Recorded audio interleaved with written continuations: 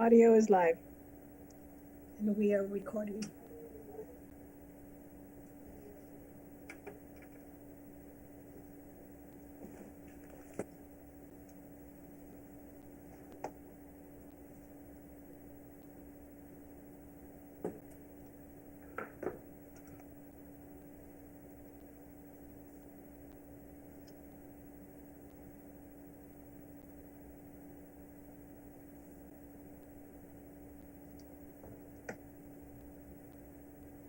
The City of Riverbank regular city council and local redevelopment authority board meetings are now in session. Today is January 12th, 2021. It is 6 p.m. This meeting will be held in accordance with the governor's new executive order N29-20 issued on March 17th, 2020 regarding the open meeting requirements of the Ralph M. Brown Act, California Government Code Section 54950 et sec, and the Federal Americans with Disability Act in an effort to help avoid the spread of COVID-19, to maximize transparency, and provide the public access to the city council meeting. Everyone, please place your hand over your heart. I pledge allegiance to the flag of the United States of America and to the republic for which it stands, one nation, under God, indivisible, with liberty and justice for all. Roll call, please.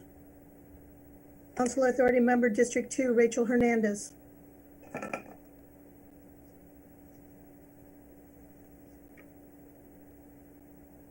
Here. Council Authority Member District 3, Cal Campbell. Here. Council Authority Member District 4, Darlene Barber Martinez. Here. Vice Mayor Chair Luis Uribe. Here. Mayor Chair Richard D. O'Brien. Here. There will be no changes to the agenda. Conflicts of interest. Any council authority member or staff who has a direct conflict of interest on any scheduled agenda item to be considered is to declare their conflict at this time. Seeing none. Presentations, item 1.1. Introduction to the new Community Resource Deputy Xiong. Hi, Mayor. Thank you, Judge. It's going to be Deputy Xiong. Zong. Correct. Yes. So I wanted to take this time. First of all, good evening, Council and Mayor, and Happy New Year. Last year, the Council unanimously agreed and supported the position of a Community Resource Deputy in the city of Riverbank. And this was an opportunity to build upon the police force with new ideas, finding ways to solve quality of life issues within the city, finding long-term solutions to problems. So the idea is that our Community Resource Deputy will be out in the community working with our partnership agencies, with the city, with our residents, faith-based organizations, our nonprofits, to solve issues, right? They're going to bring everybody together. They have more time than a deputy that handles normal calls for service, but yet they have even more time than a detective would. So we ran a recruitment last year, and we had several applicants to put in for the position. We ultimately chose Deputy Xiong based upon his track record. Deputy Xiong has been with Riverbank for the past couple of years. He's shown that he's the right person, that he has the dedication and commitment to the city. He knows the inner workings of people that are involved in our community, and he has the right attitude to be positive in this organization and be positive in his new position. And he's very eager to go out and get things accomplished. He's already accomplished quite a few things, and he has big plans on the horizons. With that, I'd like to introduce Deputy Xiong, and he can tell you a little bit more about himself, what he's doing in the community, and what he has coming for everybody. So with that, Deputy Xiong, you are up. Good evening, you all. Thank you for having me. A little introduction about myself. I've been with the department for about 5 years. I've been assigned out to the city of Riverbank for the past 2 years. I'm excited for this new position. I thank you all for making this happen. Look forward to working closely with the city and also the residents of City of Riverbank to make this the best place to live in the county. So I have a lot of projects coming up, and hopefully COVID don't hinder anything and goes away, so I could achieve more and basically be out there working along with the people of Riverbank. Well, thank you very much for accepting the position. And there's going to be a great deal of work coming on up, and I'm pleased that you're on board. Are there any comments or questions from the City Council?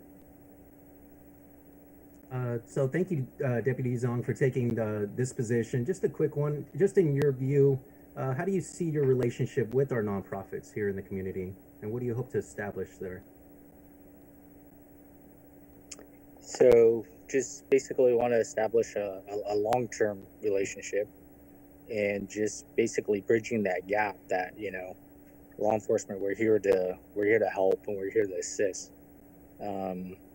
So my goal is to basically have a different approach, and thinking outside the box along with them and being a support. Thank you so much. It was very nice meeting you. Any other questions, comments? I'd say welcome also. I spoke with Chief a little bit to learn more about your position, and I think it plays directly into us needing to collaborate more and across sectors and in the ideal community. So I'm excited about it, and Lisa's point or Vice Mayor's point about nonprofit work. I think there is a lot that needs to be done in Riverbank, and I'm excited to. I work in nonprofit also during the day, so I'm excited to see what you do. Okay, thank you very much. Chief, thank you. Deputy Xiong, thank you very much. We're gonna move on if there's no more comments. Thank you. Okay, item 2, public comment. At this time, members of the public may comment on any item, excuse me, not on the agenda and within the subject matter jurisdiction of the City Council LRA Board. Individual comments will be limited to a maximum of 3 minutes. Under state law, matters presented during the public comment period cannot be discussed or acted upon. If you would like to join us to make comments now or on any business items that we are about to consider, please refer to the last page of this agenda for the comment procedures. Annabelle, do we have any public comment? Yes, we have what indicates here Buck Condit would like to speak. Hello? Hello. Supervisor Condit, welcome and congratulations. Thank you, Mr. Mayor. Council members, thank you for your time. Staff, thank you.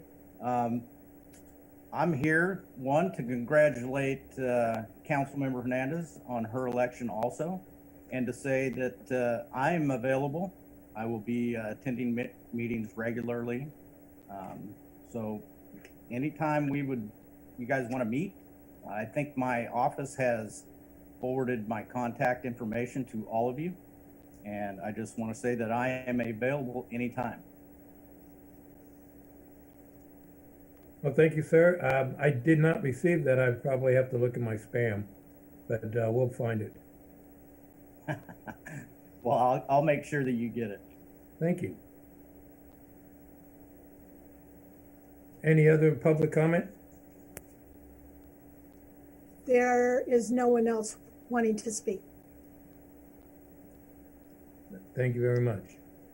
So we're going to move on to the consent calendar, consisting of item 3A, waive readings, item 3B, approval of December 8th, 2020 City Council and Local Redevelopment Authority Board minutes. Item 3C, acceptance of the Santa Fe Street Rehabilitation Project completed by Tom Mail Construction, Inc., and authorization to file a notice of completion. Is there anyone wishing to pull an item or comment? Is there a motion to approve the consent calendar items as presented? Vice Mayor Uribe here. I'll make a motion to approve the consent calendar as stated. Member Barbara Martinez, and I second the motion. We have a Vice Mayor Uribe making the motion and the second by Councilmember Barbara Martinez. Roll call, please. Council Authority members Barbara Martinez, Yes. Campbell, Yes. Hernandez, Yes. Vice Mayor Chair Uribe, Yes. Mayor Chair O'Brien. Yes. Motion passes 5-0. Item 6.1, conduct public interviews and select an applicant to serve as the Riverbank representative on the Stanislaus Consolidated Fire Protection District Board of Directors and adopt a resolution to approve the appointment of the applicant to be determined to the Stanislaus Consolidated Fire Protection Board of Directors as the City of Riverbank representative for the remaining 3 years of a 4-year term. Thank you very much. Thank you very much, Mr. Mayor, and good evening, Council. As Council is well aware, in December of 2019, the Council appointed Chad Homey as our representative to the Consolidated Board of Directors to serve a 4-year term, which would expire in December of 2023. Unfortunately, after serving about a year, Mr. Homey submitted his letter of resignation, stating that he was actually moving out of the district, so was no longer able to serve during his time. So we posted a notice of vacancy, or the city clerk posted a notice of vacancy on December 10th, and in addition to other advertisements to receive applications from interested Riverbank residents. The recruitment closed at the end of the business day, January 5th of 2021, and we're pleased to see that we have 4 applications for council's consideration, which is a pretty good turnout compared to prior recruitments.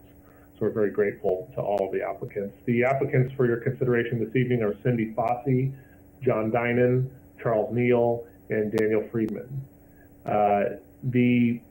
Just in case those of you that don't know, the Consolidated Board of Directors is a 5-member board that serves as the authority within the district. They're charged with the leadership, policy, and direction, as well as the fiscal oversight of that agency. In March of '95, the district, which, as it is today, was the consolidation of the unincorporated sections of East Modesto, as well as the city incorporated sections of the city of Riverbank and Waterford. The unincorporated areas also include Empire, LaGrange, and Hickman. Board members serve a 4-year term with a 2-term limit. Board meetings are held on the second Thursday of each month at 6 p.m. and special meetings as needed. Riverbank's representative will provide an update on the board's business and actions to the city council on a quarterly basis. And that's sort of a minimum. Obviously, if there's more updates needed, we're happy to have them anytime. This is obviously very important to our strategic plan in order to continue to ensure that Riverbank receives high quality and professional services for our diverse residents to thrive. The fire district provides essential fire and medical services, and they safeguard the residents of the city of Riverbank.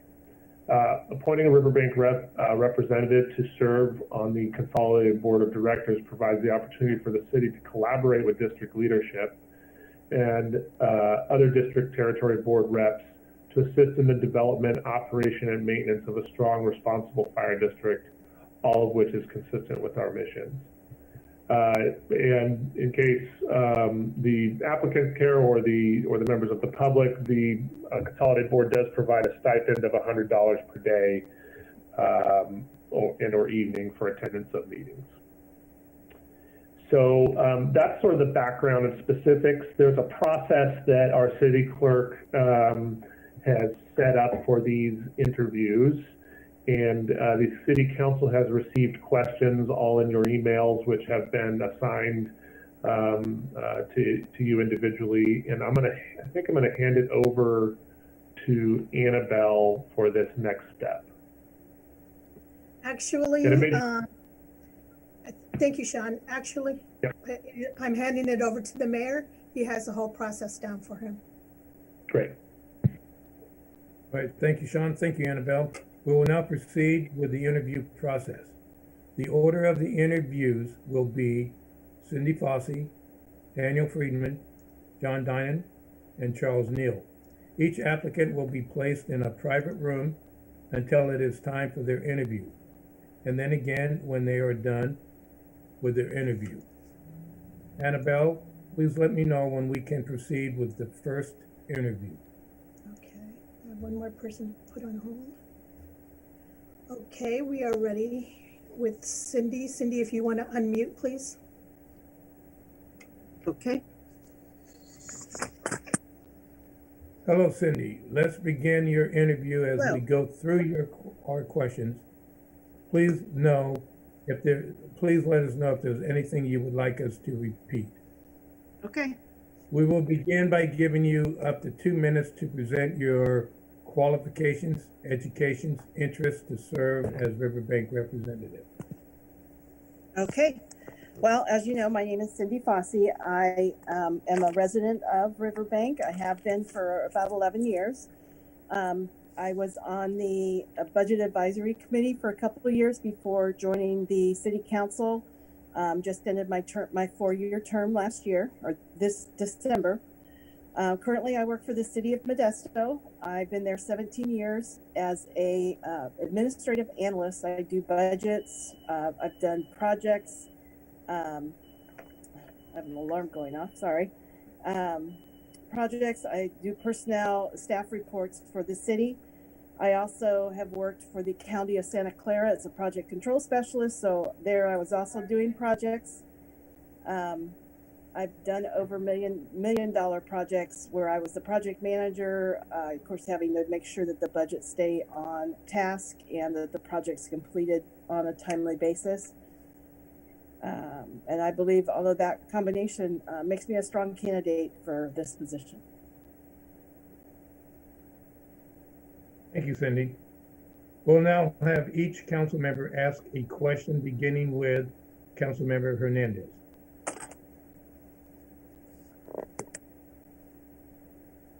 Cindy, as you know, collaboration is key for groups, especially like this in the public agency. So we wanted to ask, what is your experience working in a group setting? And how are you going to make sure that all members are engaged in collaborating, respecting each other's inputs, views, and recommendations? Well, in my job, I do that daily with whether I'm working on budgets. I have to work with the supervisors, the managers, individuals who have things that they need put in the budget. So we listen to everybody, talk about whether those can go in. On the Budget Advisory Committee, I was just a committee member 1 year, but 1 year I was also the lead. The word's not coming to me right now. And so we had to go through our budgets for the city of Riverbank and talk about what we feel is good and what's bad. And I had to listen to everybody's comments, yes or no. As a council member, obviously you have to work with the public and understand what they need and bring forward what they need. I worked a lot with citizens through Facebook and walking around and talking with them of what they needed and making sure that I could move forward or do what I could to help them. I collaborate with people all the time. That's my job, is what do you need and what can I do to help you and how can we get there and how can we work together to get there?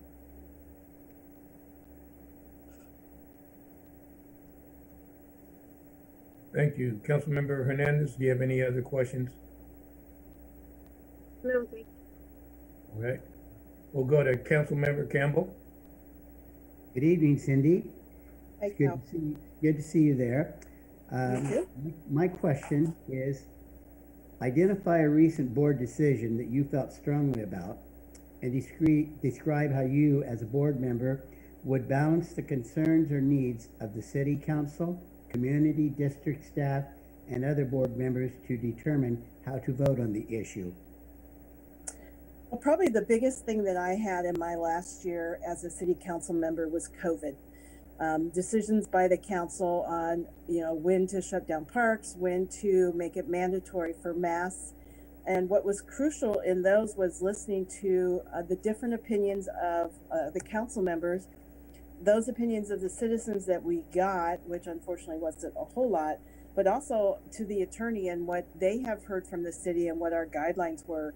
And just working from that, making the best decision for all of Riverbank, which is, when you're a council member, that's how you've got to think. You can't just make it for, this person over here or this person here. You have to make it for everybody in Riverbank. And so it's important to understand what is the best decision that meets the majority of the citizens. You're not going to make them 100% of them happy, but you're going to do what you feel and heard what is safe for everybody. So once our council went to vote on the different issues and we had all that information presented in front of us, And I felt that we had made the best decisions when we all voted, yes, let's do this. Yes, let's make the mask mandatory. Yes, let's open the parks. Yes, let's notice people that they have to follow these guidelines. They're tough decisions, but you have to listen to everything, and then you have to make the decision that's best for everyone.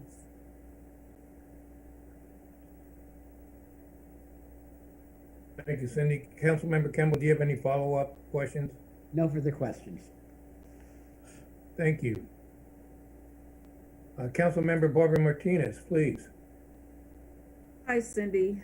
Hey, darling. Hi. So, you know that financial transparency is critically important in the public sector and also to us also. So what top 3 steps would you take to improve transparency of the district's financial operations, information, and their status? Well, I think one of the things I would do first is what I've done for Riverbank. When I started with the budget committee, advisory committee, there wasn't a lot of transparency in how different divisions paid for leadership. For example, city council, the city manager, and those type of positions. It was kind of, well, we take from here and we put it here and we take from there. And the team, the advisory board came up with a way to make it more transparent so that you saw the council was paid from this position, but these people brought in money to pay for those. So that's the first thing I would do at the Consolidated District is look at their budget and see where it's not easy to understand where the money goes and where the money comes from. The other thing I would do is look at each of the sections that they're paying, whether they have it separated by what division of work it is, or what the task is, or where the location is, and make sure that it's all applicable to what is being done there. They have a lot of services, and I want to make sure that those are being paid for in the best way and that they're using funds correctly. Not saying that they're doing it now, but I'm going to, the first thing I'm going to do is dive in and see what their budget looks like, because that's what I know. And I'm hoping that I'll be able to get in there and look at it and maybe find some ways where we can save money, maybe find some ways where we can get some more grant money in. So that's what I would look for and hope to do. Thank you. Mm-hmm. Thank you, Councilmember Barbara Martinez. Do you have any follow-up on that? No further questions. Thank you. All right. Vice Mayor Uribe? Thank you, Mayor. Hi, Cindy. Nice to see you. Hey, Luis. So I have 2 questions for you. First one is the District Board of Directors considers and acts on items of business such as personnel, budgeting, and policy making. Mm-hmm. How have you prepared to familiarize yourself with the activities and actions the board has taken to date? I'm familiar with a lot of their activity based on the fact that I've been a city council member for 4 years. So there was a lot of things that came through as city council members that I'm familiar with.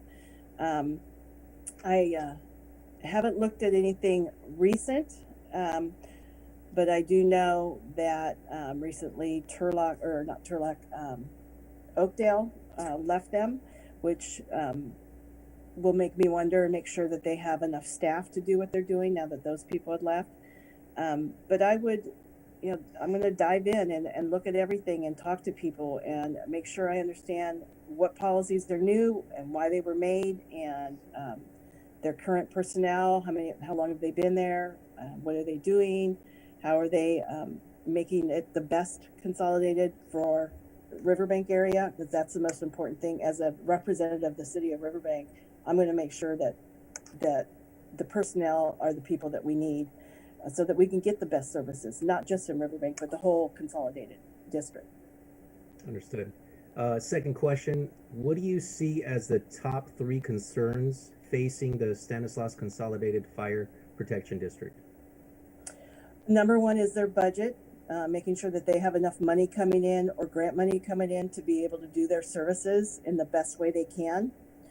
Number two is personnel, and it's not so much who they have, but do they have open positions? Are they able to fill them? Is their salary and benefits package good enough that we can hire and attract people to those positions? Sometimes that's a hindrance when you're trying to hire into new positions, especially in a smaller district. And third would just be what can we do to increase the services? What can we do to better serve the city of Riverbank? Working with nonprofits, what can we get from them? How can we help them out, or how can they help us out and get our word out?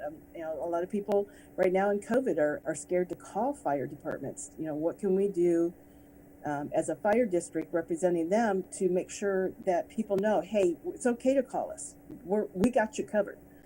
Literally, we're wearing masks, we're wearing gloves, and what can we do to better serve the community during this crisis right now? Thank you, Cindy. No further questions, Mayor. Thank you. Thank you, Vice Mayor. Cindy, Yes. what do you understand is the role of the Riverbank representative, and how involved and dedicated would you be to this position?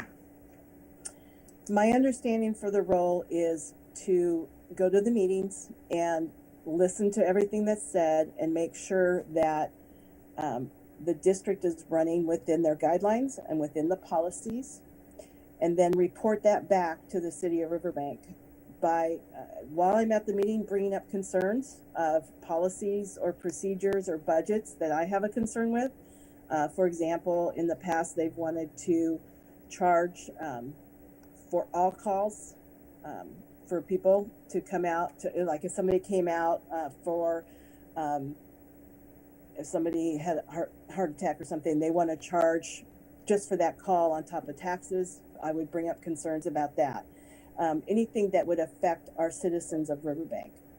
I would also bring back, I hope to do it monthly or at least quarterly, any concerns to the city of Riverbank, all the great things that are happening, all the bad things that are happening. For example, we're having issues hiring people because we just there's not very many people looking, or we're having troubles reaching people and reaching out to them to let us come and help them, that type of thing.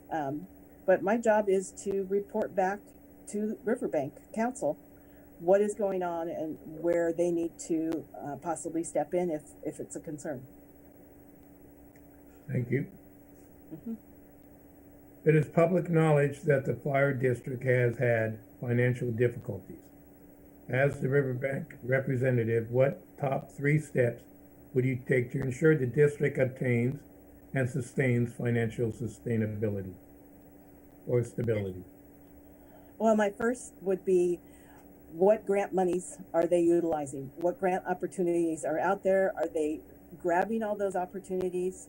And if they're not, what can we do to get those? There's a lot of money out there, especially for fire departments. And at the state right now, for COVID, there's a lot of money out there. Number 2, I would do a deep dive into their budget, hope to get all their information and look at their budgets and see where maybe they could have some savings initialized. And the third would be negotiations with their unions on staff salaries, benefits, and that type of stuff. I don't know when their contract is up next, but making sure that we get the best contract for the employees and for Stanislaus Consolidated, which in turn becomes the city of Riverbank. Okay, thank you very much. This ends the interview, but before I'm off script, before I let you go, do you have any 1 or 2 comments you would like to make? I would, thank you. I just want to just let everybody know, as a board member, it would be my goal to make sure that the spending within the district is transparent and it assures the provision of the providing of services for our citizens of Riverbank, as well as the other districts that they do cover. I'm prepared to go to every meeting, be available during that meeting to answer questions if they have any, or provide insight, and then be prepared at a minimum monthly if not quarterly, report back to the City of Riverbank Council on what the meetings have been about, what's going on, what we're doing, and get feedback from the council on anything that they feel we need to be moving forward with as the board. Thank you for this opportunity. And thank you, Cindy. This ends the interview, and you will now be placed in a private room.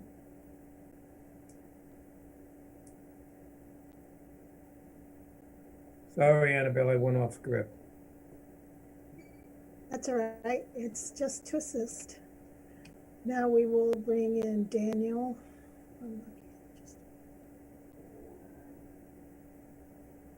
There he is. Okay. Oh no, wrong one.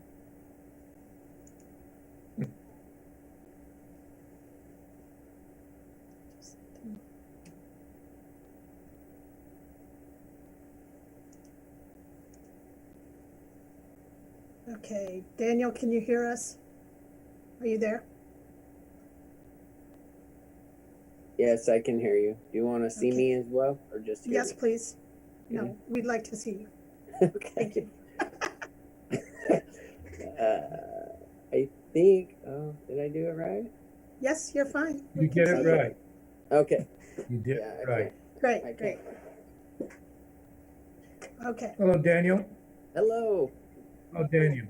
Let's begin your interview. As we go through our questions, please let us know if there's anything you would like us to repeat. Okay. We'll begin by giving you up to 2 minutes to present your qualifications, educations, and interest to serve as Riverbank representative. Floor is yours, sir. Okay. Well, to be honest, a friend of mine asked me to do this to. It's more of a quote from him, but to get somebody maybe that has maybe a little less experience in dealing with this thing and a little more like fresh blood, if you will. So, maybe someone a little younger with a little more inspiration to change things if necessary. Obviously, I don't know much about it. I'm willing to learn. As far as qualifications go, I think my main one would just be a genuine care and concern for the city of Riverbank and its residents.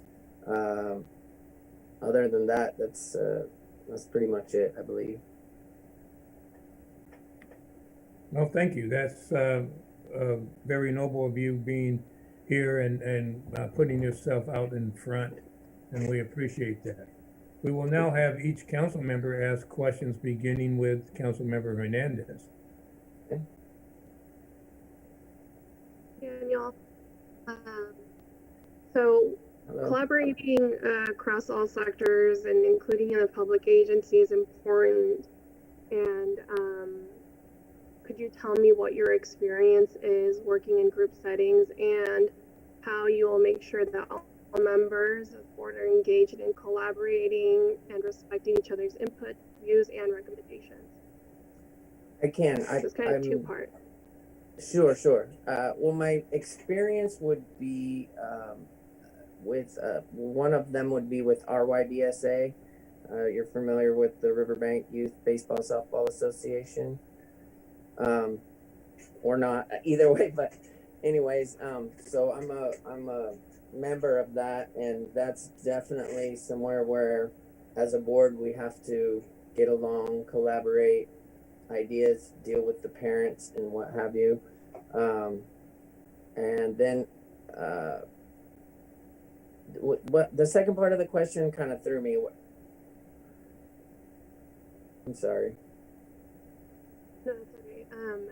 How can you ensure that all members are engaged in collaborating and respecting each other's inputs and views and recommendations? That I could barely hear. It was breaking up when you said that. So as a board member, how can you make sure that all members are engaged in collaborating and respecting each other's input, views, and recommendations? How could I make sure? I guess just fairness, just, listening and trying to understand. Not everybody's view is going to be the same, obviously.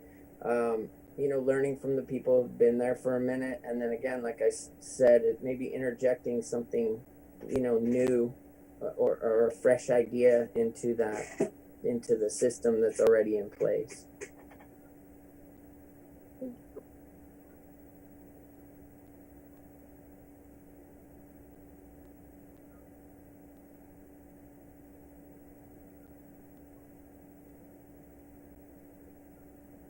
You're muted, Mayor.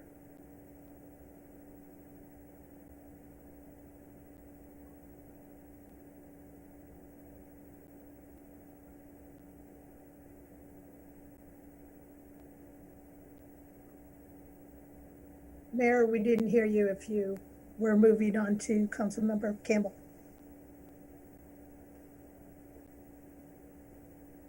You're still muted.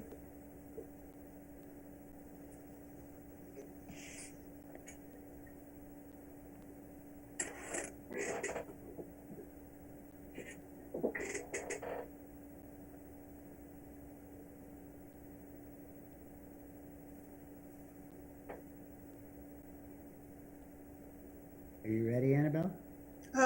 Hey, Vice Mayor, I was looking at something and I froze. Go ahead, Councilmember Campbell. Okay, thank you.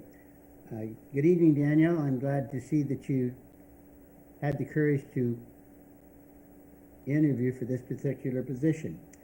You will find with being a member, the representative for us, for the city, on this fire board, that there will be some times where there may be some difficulty with some things, and this relates to my question. Identify a recent board decision that you felt strongly about and describe how you as a board member would balance the concerns or needs of the city council, community, district staff, and other board members to determine how to vote on the issue. Okay, I do have a good example of that. When in the RYBSA, obviously when the COVID hit, we had some tension with parents as far as refunds, and who would be refunded and who would not. And to be honest, RYBSA couldn't take the hit to fully refund every parent their money back. And I was actually, I wouldn't call it a liaison, but a lot of times they would give me the parents' phone number and I would contact them, just to smooth it out and explain the situation, so just being level-headed and fair is how I would handle that. Thank you. Thank you. Any follow-up question there, Councilmember Campbell? No, sir. Thank you very much. Councilmember Barbara Martinez, please. Hello, Daniel. Good to see you. Hey. Okay, so financial transparency is critically important in the public sector. What top 3 steps would you take to improve transparency of the district's financial operations, information, and their status? Wow, Darlene, hit me with the hard question. I don't know. I mean, obviously. Pardon me? Would you like me to repeat it? No, I understood the question. I just, not being in a situation like that before, I don't know that. I mean, obviously it's important to be transparent, but 3 steps that I would take in order to be transparent, I would imagine just truth, integrity,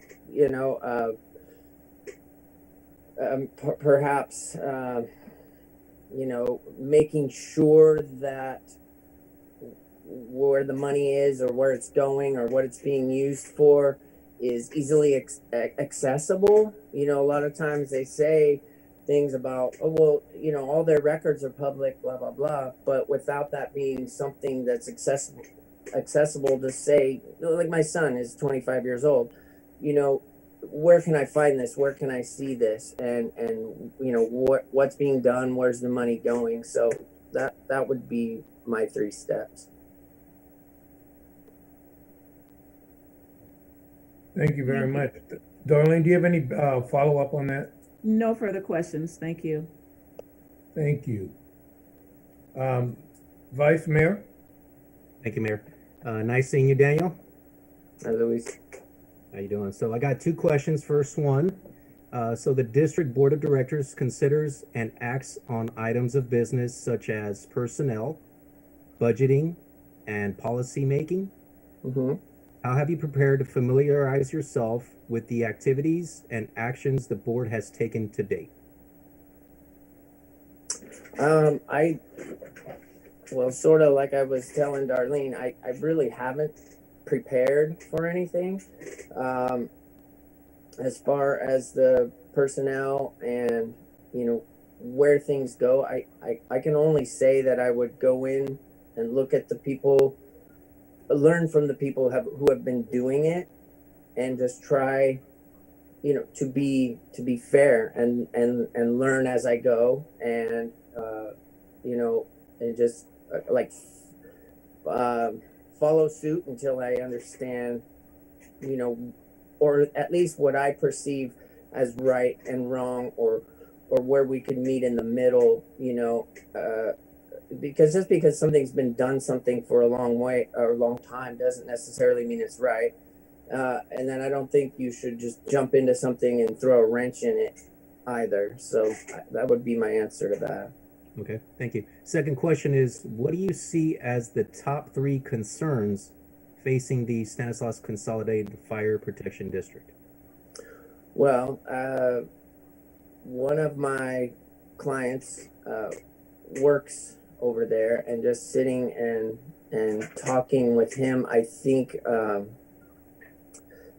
as the city of Riverbank grows, we need to make sure and have, you know, plenty of staff. If someone were to dial 911, you know, to make sure that their arrival time is good, and that they have plenty of people to do, say, a river rescue or you know, obviously fire, or what have you.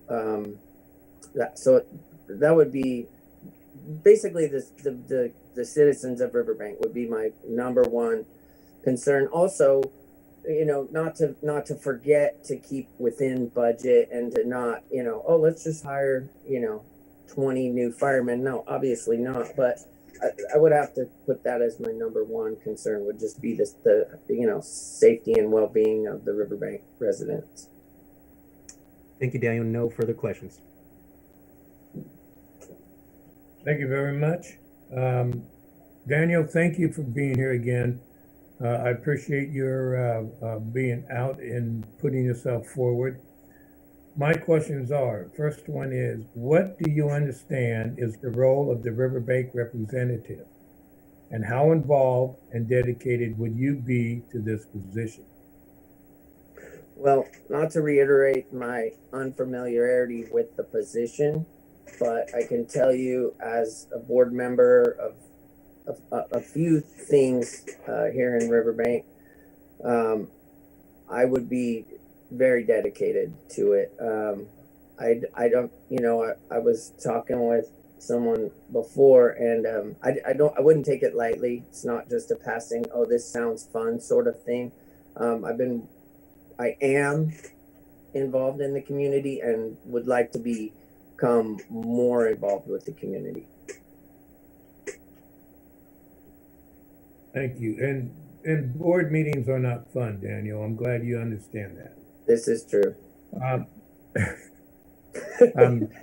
My other question is, it is public knowledge that the fire district has had financial difficulties. As a Riverbank representative, what top 3 steps would you take to ensure the district obtains and sustains financial stability or sustainability?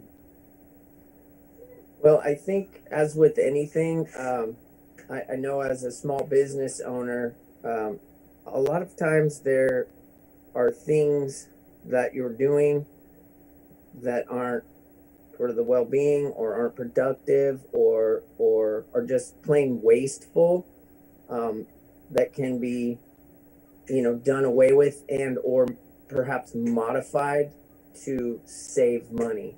So that's where I would look into. Again, I don't remember which council member I was talking to, but just because something's been done the same for a long time doesn't make it perhaps the right way to continue with it. Okay, well, thank you very much. And before I end the interview, I'm going to give you a quick few seconds to have any final shots or any thoughts that you would like to give to us, please. Okay. Well, to kind of go back over what I've said, I don't know. I assume you're all listening at the same time. I am new to this. I am not completely familiar with it. But again, I am involved in the community. I would like to become more involved in the community. And I definitely will go into this 100% wholehearted and do my best. Daniel, I'm sure you will, and I thank you very much. This ends the interview. Thank you, Daniel, and you will now be placed into a private room.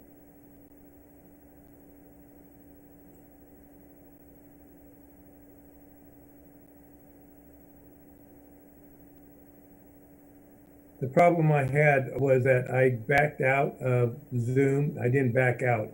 I minimized and went to the agenda online, and I could not back out of that agenda online fast enough. So that's why I had problems. So Vice Mayor, if I'm having problems, would you say, Mayor, go away, I'll take over? I was going to jump in there, sir, but I wanted you to be a part of the process, so I didn't want to just. Well, I could hear everything. I just could not back out fast enough. Right. We didn't know what was make sure going on, you. so, yeah. Thank you. Neither did I, and I was there. Okay, we have applicant John Dinan. Good evening. Good evening, sir. Let us begin your interview. As we go through our questions, and each one will have questions, please let us know if there's anything you would like us to repeat. We will begin by giving you up to 2 minutes to present your qualifications, education, and interest to serve as Riverbank representative. Thank you, Mayor. Council members, staff, appreciate you listening to me. I applied for this position because I wanted to make sure that the city council had an applicant that was qualified. And gladly I see that you have 4 applicants that seem to be qualified. I currently serve on the Planning Commission for the city and the Stanislaus Council of Government Citizen Advisory Committee. Over the past 4 decades, I've served on numerous committees, boards. I've earned an associate's degree in telecommunications, a bachelor's degree in public service management. I'm familiar with accounting principles, economics. I'm also very familiar with labor negotiations. I've sat on both sides of the table and negotiated many, many contracts. I volunteered at the Office of Emergency Services as a Sheriff's Department volunteer for 1.5 years. And I feel like I do have a feeling for the culture of fire departments, just by osmosis, if you will. And I would appreciate your consideration for my application.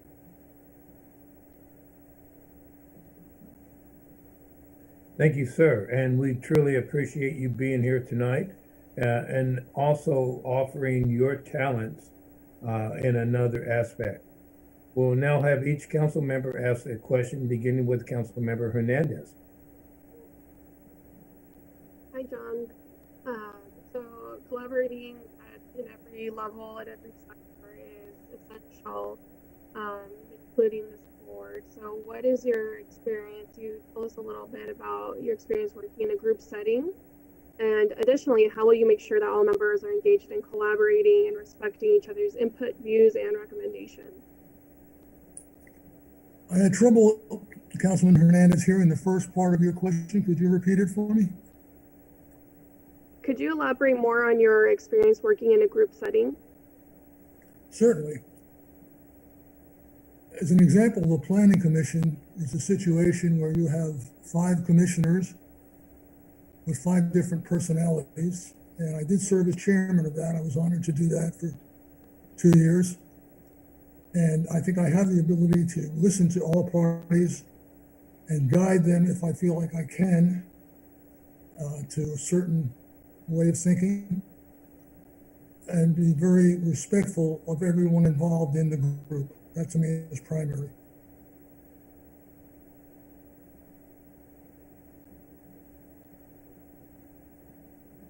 The second part of the question, could you tell me how you were able to ensure that all members are collaborating and respecting each other's inputs and views? I'm a believer in Robert's Rules of Order. And if Robert's Rules of Order is followed, all members will be heard. And as far as collaborating goes, that's a personality situation that a little tender loving care sometimes goes a long way.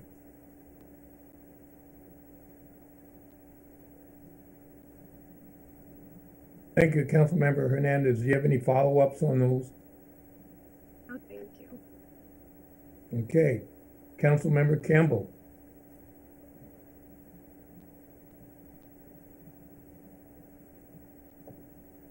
Good evening, John. It's good to Good see evening. you applying for the position.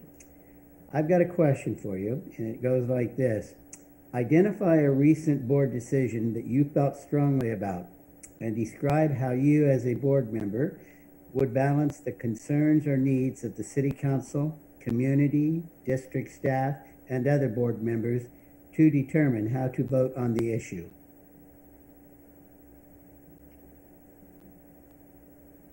I think the most recent example I can think of would be the camera placements that were installed not too long ago. And if you recall, I stood up as a member of the public at the city council meeting and made my views known very strongly. And I am always ready to have my views accepted, rejected, but always treated with respect.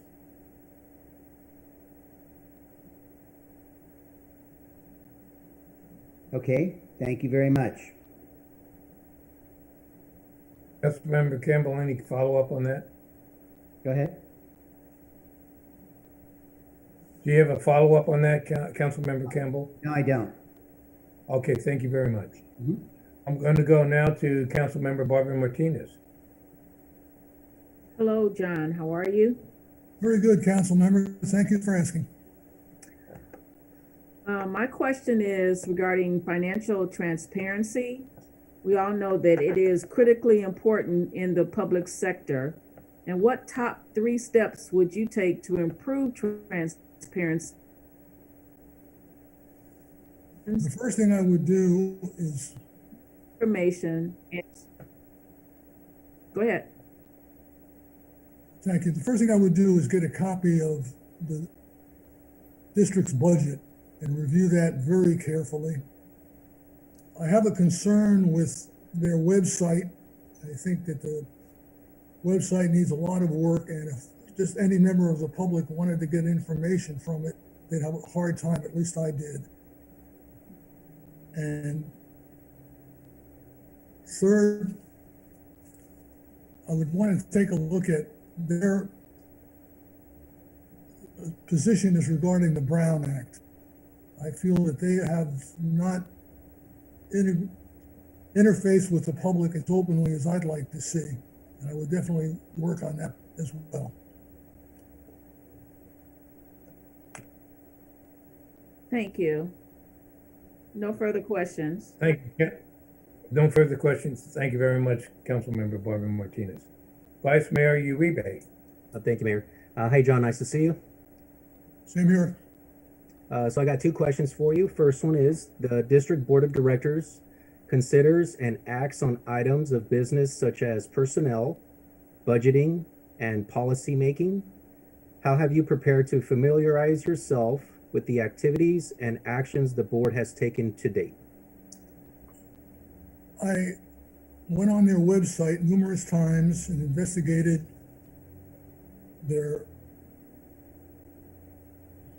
structure, how they're set up. I know they're a union shop. Again, there's much information I could not find on that website, but if appointed, I would certainly start by talking to the management of that organization and get as much detail as I could.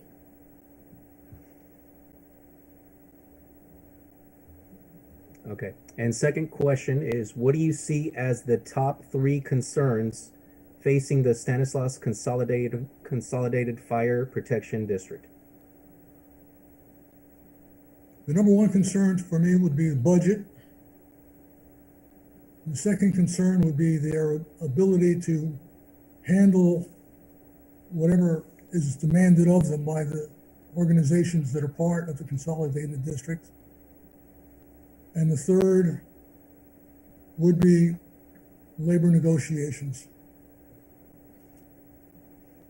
I'd be very concerned if there's any possibility of a work stoppage. Thank you, John. No further questions, Mayor. Okay, thank you very much, Vice Mayor. Mr. Dinan, John, thank you for being here tonight. I know that you are, you have spread yourself out a lot like I do all over the place. So thank you for being here. I have a couple of questions. First one is, what do you understand is the role of the Riverbank representative? And how involved and dedicated would you be to this position? I understand that the role, I would see it separated. One would be to represent the city and look out for the city's interest, dealing with the Consolidated Fire District, but also ensuring that the fire district is prepared to serve each and every member organization, whether it's the city of Riverbank or Empire or Waterford, whatever. All right, thank you. It is public knowledge that the fire district has had financial difficulties.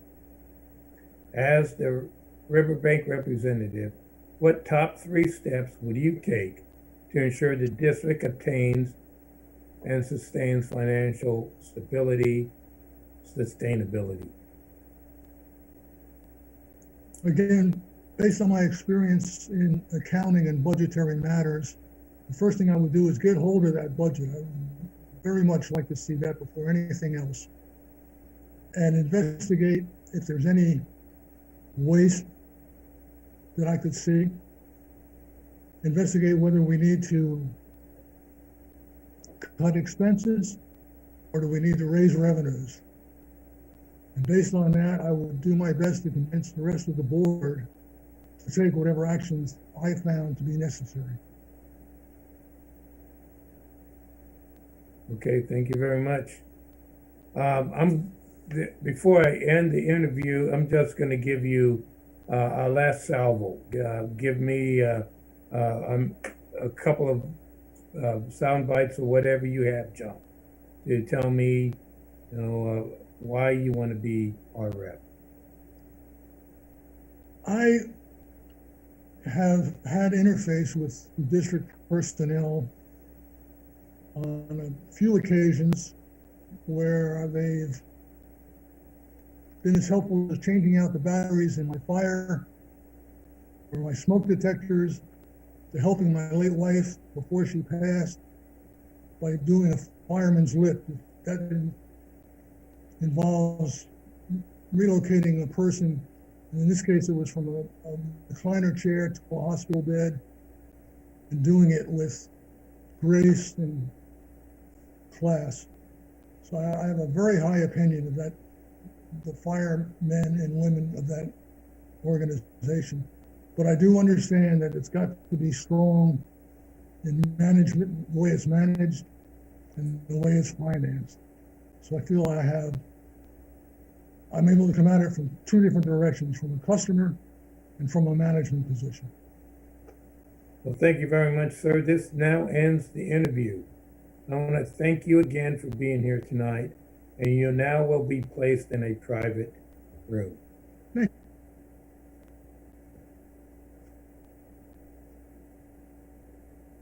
Our next applicant is Mr. Charles Neal, when he shows up.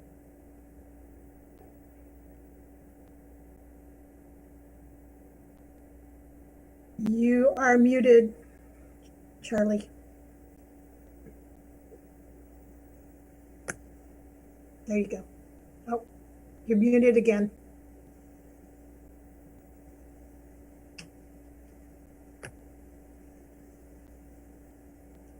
Don't click it twice, Mr. Neal. Click it once.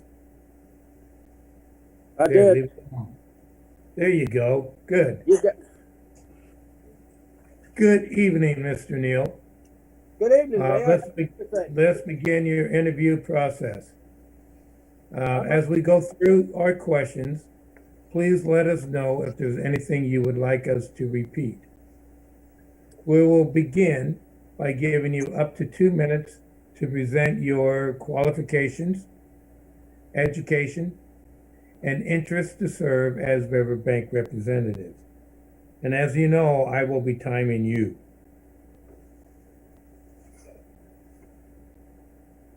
Go ahead, Mr. Neal.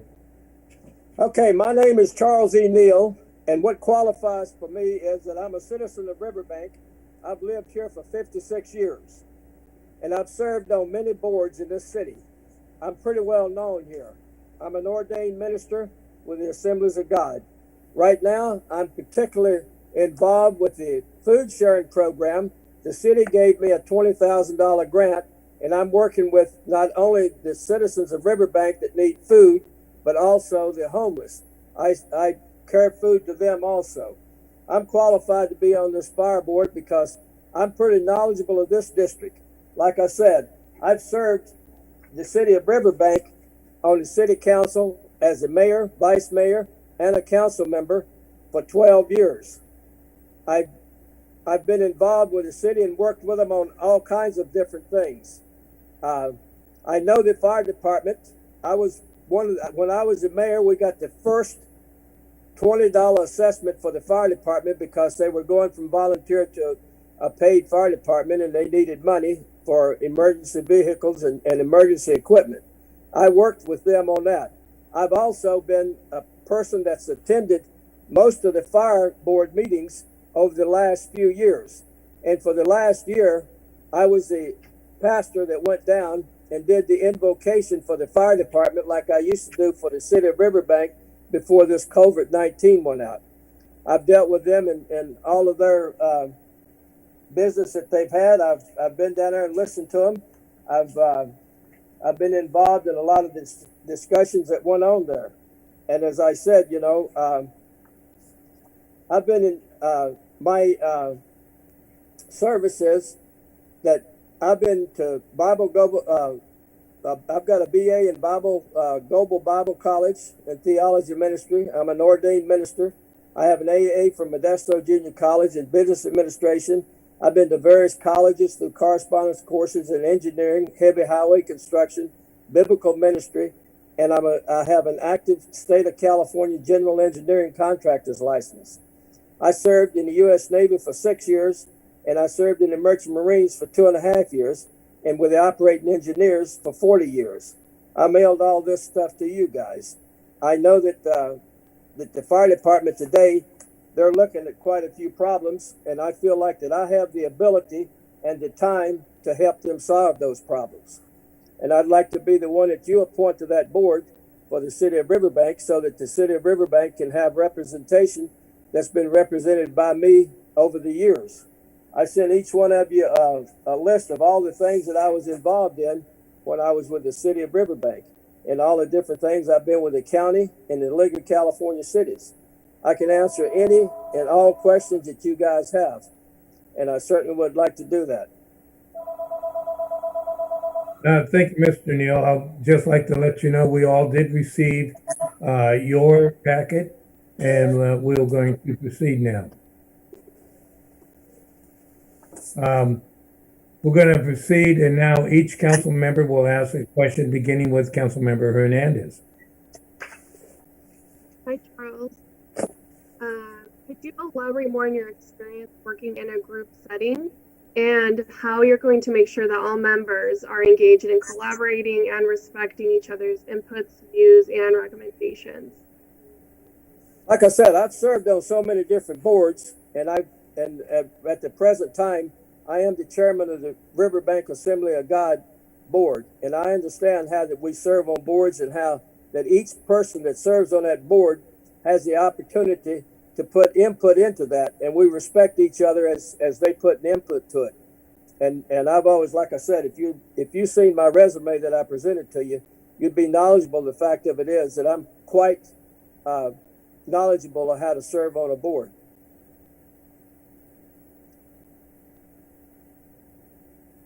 Could you elaborate more on how you've been able to work with your boards on collaborating and I guess decision-making inputs, views, recommendations with each other? Well, I usually do my homework when there's a problem or when there's something that a board has to decide. I'll do my homework and investigate everything that board needs to know, and I'll put forth my homework, what I know about it, and my decision on how I'm going about it, and I'll also listen to each other that's on that board to make sure that we all coordinate and put everything together. I'm not one of those type of people that says, it's my way or no way. I'm one of those type of people that puts it together, and we all work to come out for the best possible decision for the board. And if I was working with the fire board, I've been down there over the last 5 or 6 years. I've been involved with them in all their steps, in their budget, in their assessments, when they was elected a new fire chief and everything else. And I put forth what the citizens of Riverbank need.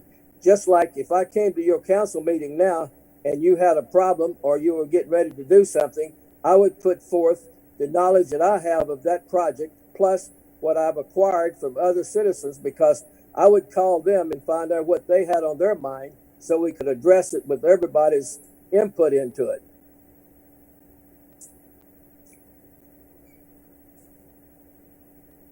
Do you have any follow-up questions for Mr. Neal?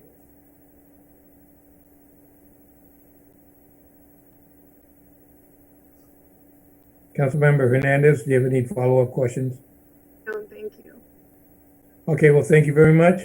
We're going to now go to Councilmember Campbell.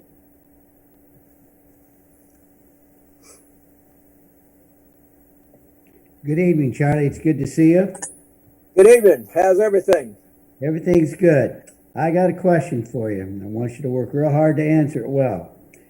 Identify a recent board decision that you feel strongly about and describe how you, as a board member, would balance the concerns or needs of the city council, community, district staff, and other board members to determine how to vote on the issue. Well, one of the things that came up that I was really concerned about is because I'm really concerned about the senior citizens in Riverbank and the assessments that we have. And the fire board some time ago was getting ready to increase the assessment. And what I did was I called a bunch of citizens, senior citizens that I know, and I addressed that problem to the fire board. I said, what you're doing is you're putting a lot of these senior citizens that's lived here in Riverbank and supported this city all their life into some jeopardy, because when you increase those fire assessments against them, I said it hurts them because they're on a fixed income. When you turn 65 and you retire, and a lot of them in the city of Riverbank are in that position, you're sitting on a fixed income. And when you start increasing those assessments without breaking down exactly what they're for, then you're hurting the citizens of Riverbank. And that's not the way you should do it. And I think they got the message because they didn't increase those assessments. Okay, Charlie, thank you. I have no further questions. Thank you, Councilmember Campbell. Councilmember Barbara Martinez, please. Good evening, Mr. Neal. How are you? I'm fantastic, and you? Doing well, thank you. Okay, my question is regarding financial transparency. We all know that it is critically important in the public sector. What top 3 steps would you take to improve transparency of the district's financial operations, their information, and also their status? I would make sure that they had the proper individual in there that knew about budgets and could put forth the accounting budget that's needed. Put that budget out, and also where they would break down the finances that they have with the assessments coming in and what it's used for, and make sure that we budget things and we stick to a budget.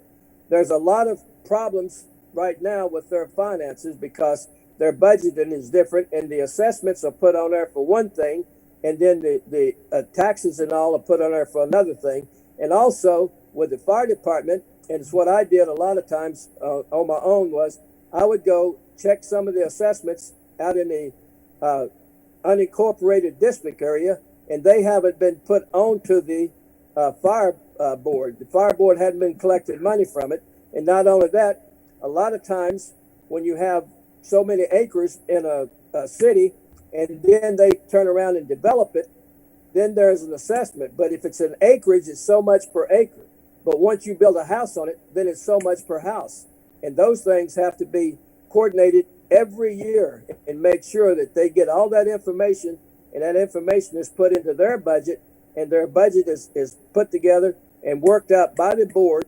And when it's done that way, to stick to the budget that they have. A lot of times you look at the cost-wise as far as personnel is concerned, and you have to make sure that you watch how many people you have. I know with this fire district, we've talked about down there, I've listened to them and I've talked to them about it, putting at least 4 men on their vehicles when they go out. And they're working toward that, but they have to budget for that. And they have to make sure that each board member is knowledgeable of how that budget operates, where their money comes in from, and what they use it for. Thank you. I have no further questions. Thank you, Councilmember Barbara Martinez. Vice Mayor Uribe. Thank you, Mayor. Hi, Charles. Nice to see you. Nice to see you. Yeah. So I have 2 questions for you. So the first one is, the district board of directors considers and acts on items of business such as personnel, budgeting, and policy making. How have you prepared to familiarize yourself with the activities and actions the board has taken to date? Because I've been involved as a citizen of Riverbank to make sure that I go to their board meetings and find out exactly what they're doing. And I work up here at the house. I gather the information and I put it together, and I speak to them when I go down there.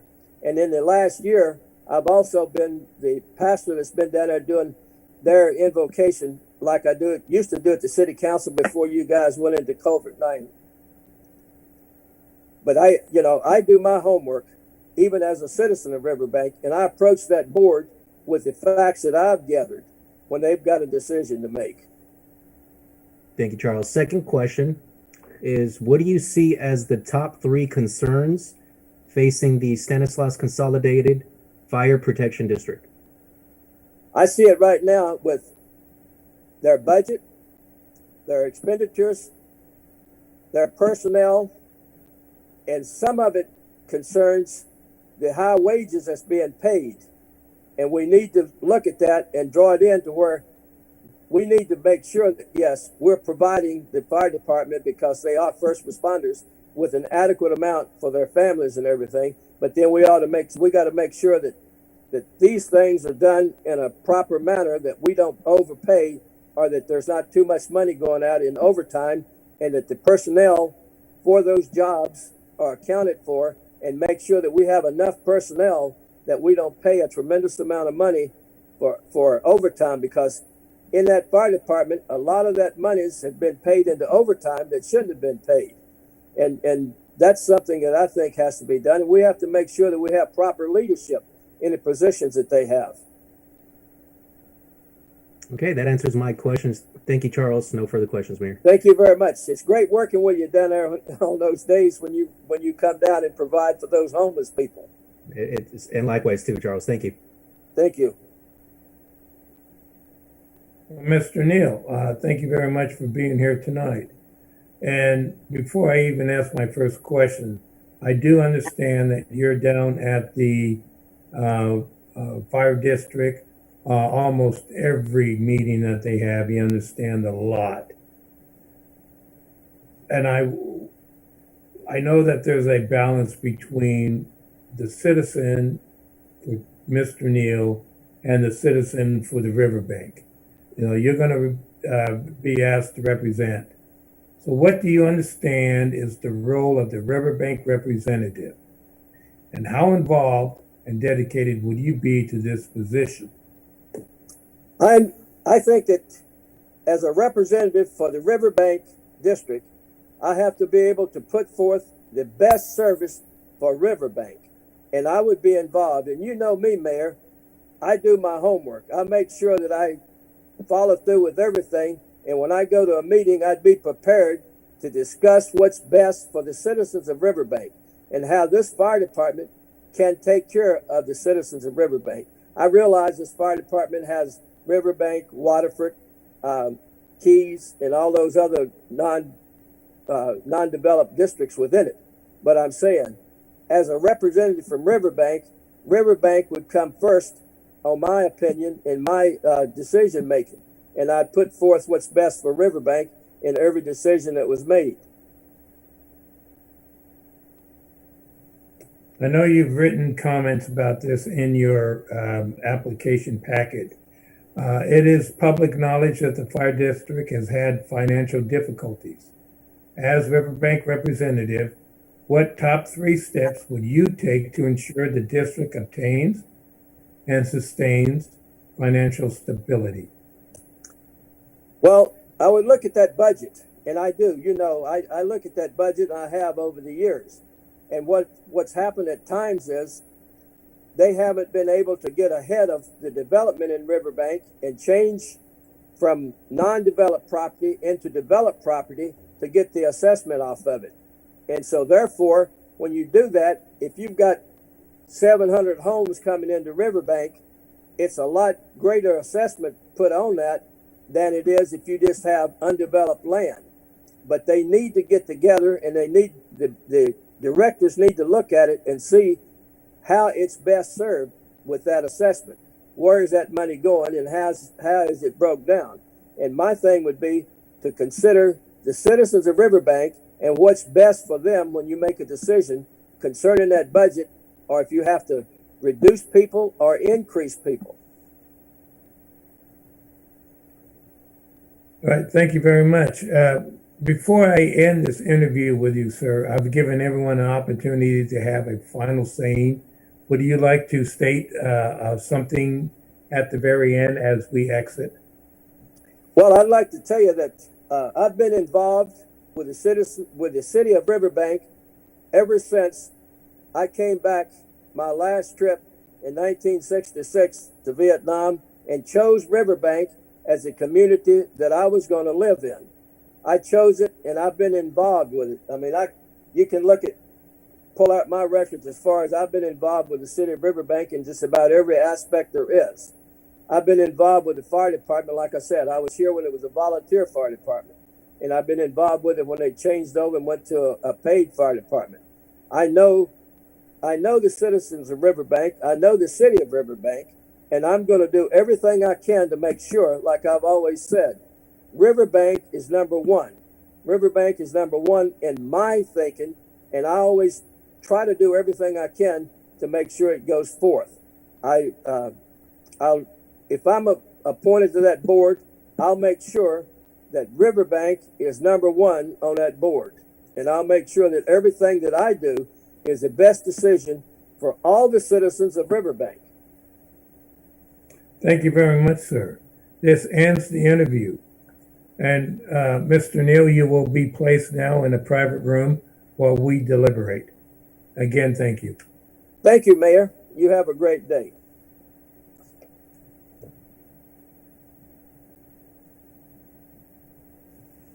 Annabelle, let me know when we can talk.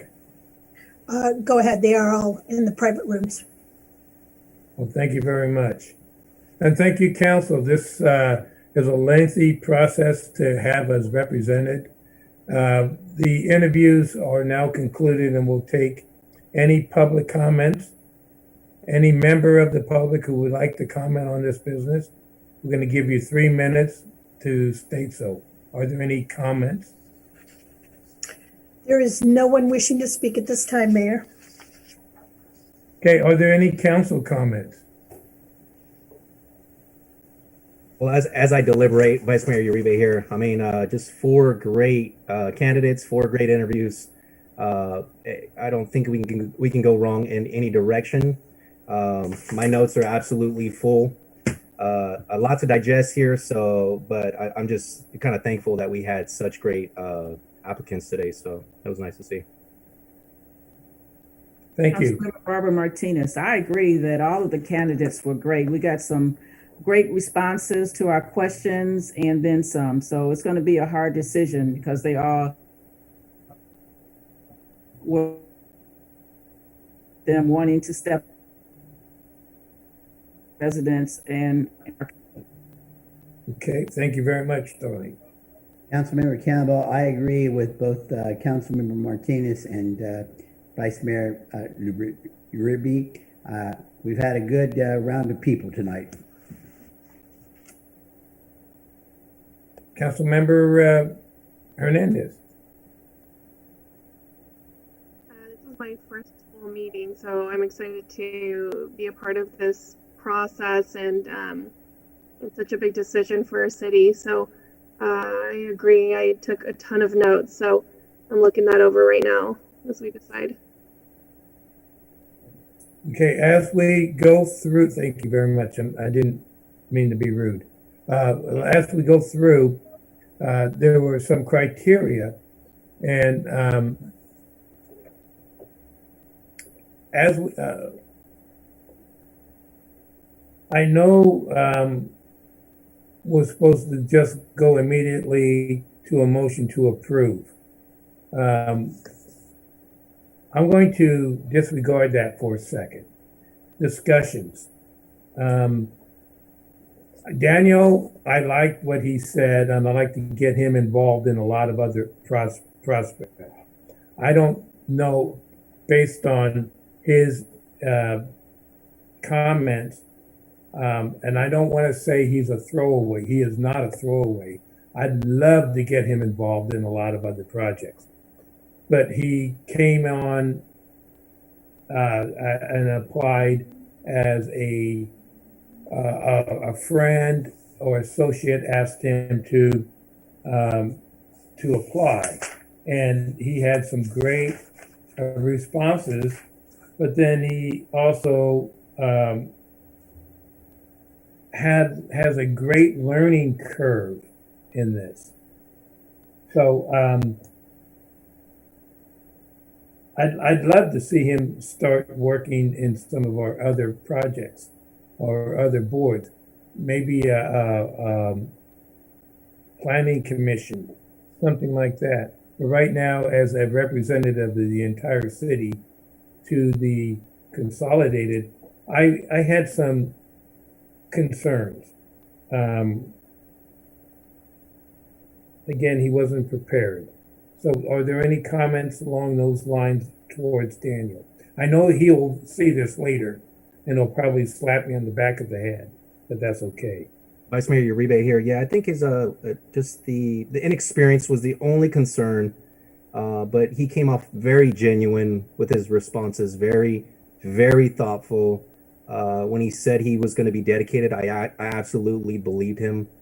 I think the only one that's I'm kind of hesitating is the inexperience, only because of the other 3 candidates that are very, very well qualified. So that's my comment for that. Yeah, he's the only one who said he was very, very dedicated. So, and when you said dedicated, he was very dedicated. And again, he may be acceptable to everyone else, but, and he would be a good representative of the city. So comments, please. Mayor, I agree with you. I thought Daniel was quite good in many ways, but I think he needs a little bit more preparation before he takes on something quite as complex at this point for the our fire department representative. And I think it would be great to get him involved and started with some other things because I see a lot of potential in the young man. I did. Any other comments? Barbara Martinez here. I think that Daniel would be a good fit for some of the other boards that we have. He still needs a little bit more experience as far as, with our complicated budgets that the fire district has. It's can be overwhelming, and I don't want him to get into a position where it would be overwhelming for him and for him not to feel comfortable in speaking up and letting them know which direction they needed to go in order to, in order to make the fire district better than what it is today. And the our board and their work together, I think is essential. And I just think that he would be very good in something else, but good responses from him. Okay, Darlene, while you're there, I'm gonna just, Councilmember Hernandez, do you have any comments? I just want to echo what you all said. If and when he watches this, if to reach out so he can get involved in other ways. Thank you. Darlene, you were just talking. I want to ask you, I respect everyone's opinion, but Darlene, I'm going to ask you, who do you think who would you feel most comfortable as our representative? Well, my two top choices were Cindy and Mr. Neal and Charles Neal. Those are my two top. And then Mr. Diamond was next. Okay. I like Mr. Diamond, but I want to keep him on the planning commission. I think there would be a conflict. So he again may not be, and John, I know you're going to hate me for this, but I would tell you right now, I believe you are doing the city business in an excellent manner, and I truly appreciate it. But I do like both former council member Fossey and then former mayor Neal. I was a little concerned with Cindy's comments, and Cindy, you're going to review this. I don't think she answered your questions, Cal. She gave you examples, but not answering your question. In my opinion, pardon? I said, you're right, she didn't. Okay, and the other thing is that she got the perception of Oakdale wrong. Oakdale was a contract that was there for a short period of time, and when Consolidated lost it, they didn't lose people. They just had to have the people that were there before as Oakdale, because they took it over to get rehired. And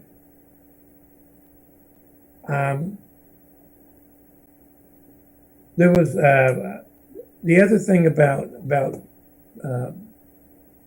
salaries and benefits.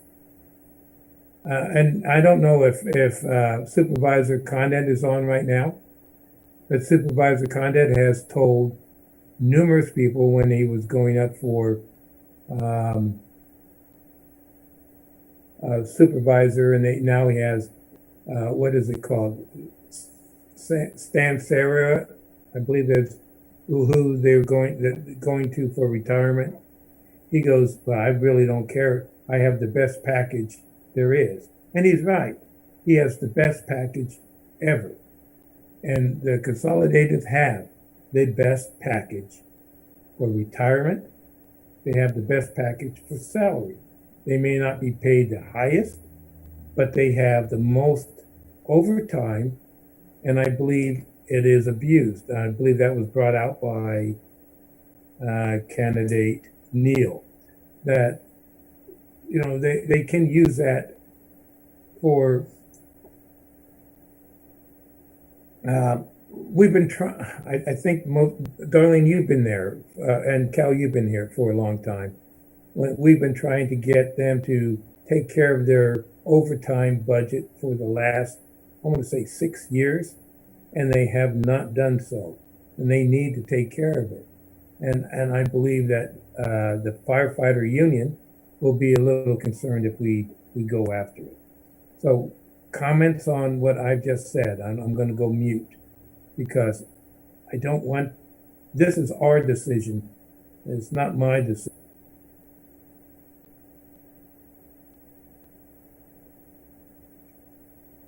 Vice Mayor Uribe here.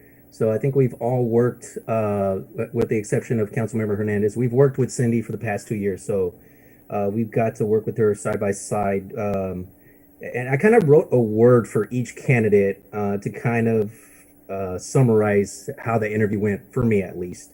And the takeaway I got for Cindy was she would be a great collaborator. Absolutely. I think one of the issues I saw in the interview was when she said, quote, nothing recent, when the question was asked how she was keeping up to date. And that kind of concerned me. In my experience, when I do interviews at work, you do try to be prepared, best foot forward in everything you do leading up to the interview and especially during the interview. So that's just my comment. Thank you.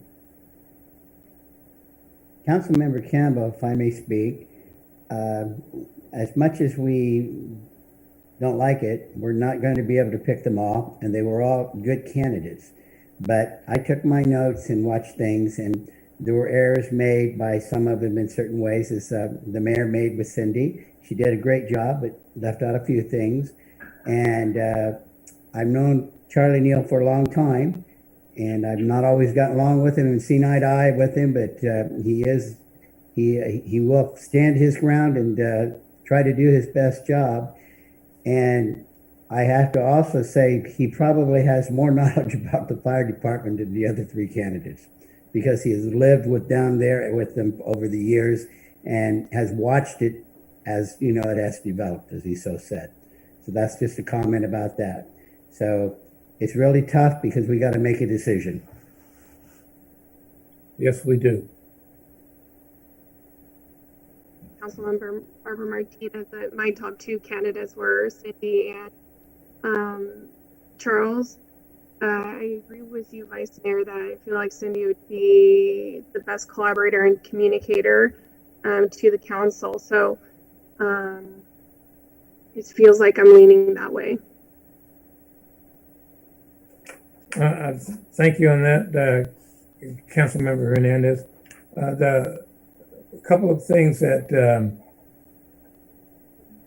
I want to just balance. The concerns that I had was the grant monies that are out there.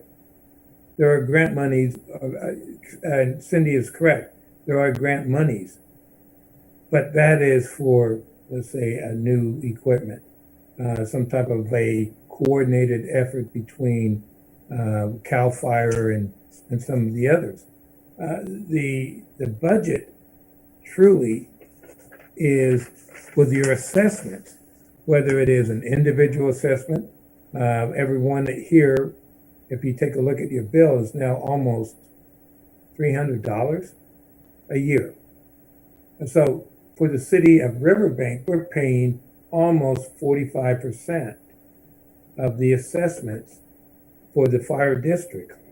But then you have the wide area, and I know that Mr. Neal knows there are areas where you can collect assessment, whether it's from farmland converted to housing, but he also understands, and he didn't explain it very well, but if you look at his package, he understands that the monies or the assessment for one farmland versus another farmland, although they're identical, are grossly mismanaged. And he went, I know this for a fact, he went line item by line item where, monies could be attained.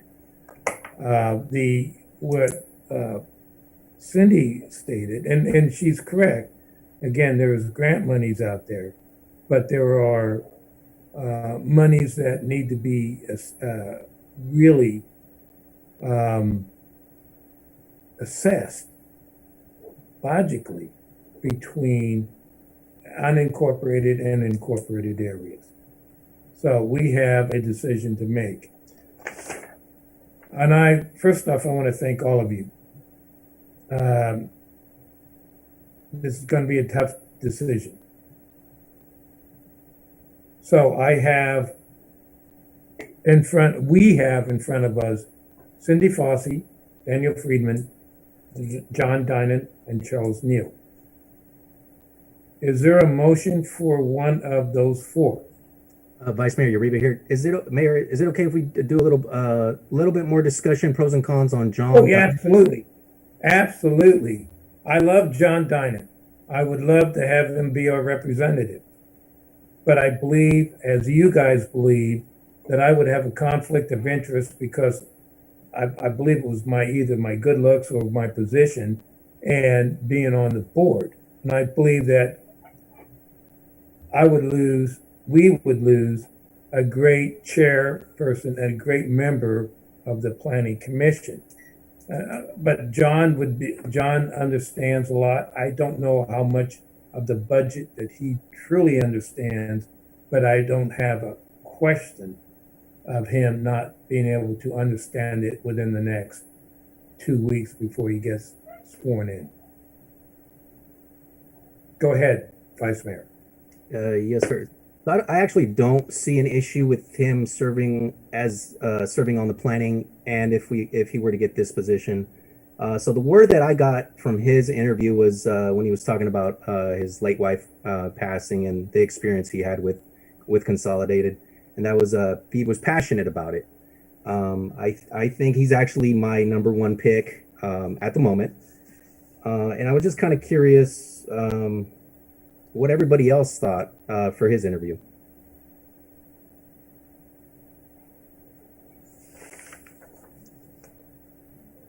Go ahead, Councilmember Barbara Martinez. Okay, so at this point, we are just talking about Mr. Dinan or? Anyone.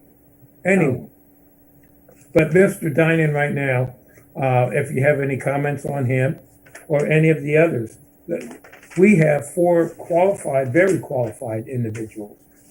And, I have notes for Mr. Dinan in front of me, but I'm sure you do too. I do, and I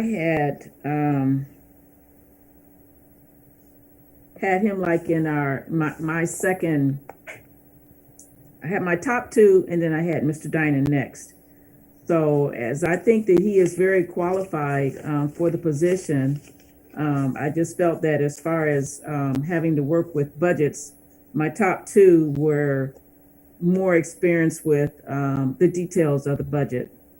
And with Mr. Neal, I believe that he has had a lot of experience. What stood out to me was because he actually with the fire department from when it was the volunteer fire department until a paid the firemen were paid. So, I mean, he has worked with them for years and years and years. And I just think that he has the experience with the budgets. Whereas Cindy she's got a lot of experience with budgets too, working with the city, working with her job in Modesto, and it's going to be a tough decision. So, we got to wrap this up, but that's where I am. If I can make a further comment regarding it too. As I listened to the candidates, they were all good. And I changed my point of view from who I favored when I first came in, from having read their background. At this point, I'm leaning toward Mr. Neal. I'm leaning toward Mr. Neal for a lot of reasons. For one thing, he does understand the budgets. He's been with the fire department for a long time. And my job here is to try to pick the best person that I think is, not the best one I like, but the best one that I think will do the job. And Mr. Neal will stand his ground. Sometimes he can be a little bit tough when he does things, as the mayor and I know, and Darlene does. But he dearly does love this community. He puts out a lot in it in a lot of other ways. And he does have, my personal feelings, Cindy has a lot of knowledge, but I think that Mr. Neal may just be a little bit above her with the knowledge about our fire department. I also know that he has a much more appeal to the community. He's well known in it, and I feel that would be a plus for us also. And so I would like you to consider those things. Mayor, who's your Thank you. first? Just a second, I'll go back to you in a second. With Mr. Dinan, he is very well qualified. He has been on labor, both sides, OES, StanCog, advisory, and Vice Mayor, I admire the man. I truly do. If you look at his total life and what he has done, I am very proud to call him an associate colleague.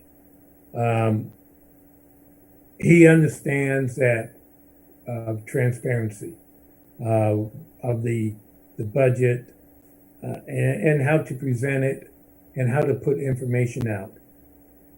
For a man that he is slightly older than I am, he understands technology a great deal greater than I do. I'm going to go with Mr. Neal as one that would be an advocate for the city. Sometimes we may not like his advocacy, but he always has the citizens'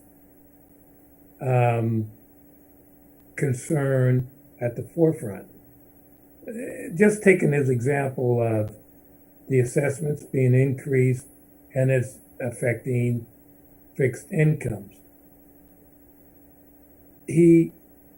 Although he went out and spoke, didn't win it, but he'll take that type of responsibility forward. We as a city need to start looking at assessments for multiple unit housing. Should it be assessed almost as much or as much as a single family, or should there be some type of an equation for that? He would take that on, and I believe they all would, but I believe he understands greater that the need to take that apportionment and apply it fairly as we go for our multiple housing units, such as low-income housing coming on up, and what we already have. But that's my opinion. And we're still at the same point. Comment, and by the way, we could go on for a lot longer if you have more passions and before anyone makes a recommendation. So I open it up one more time or multiple times for any other comments.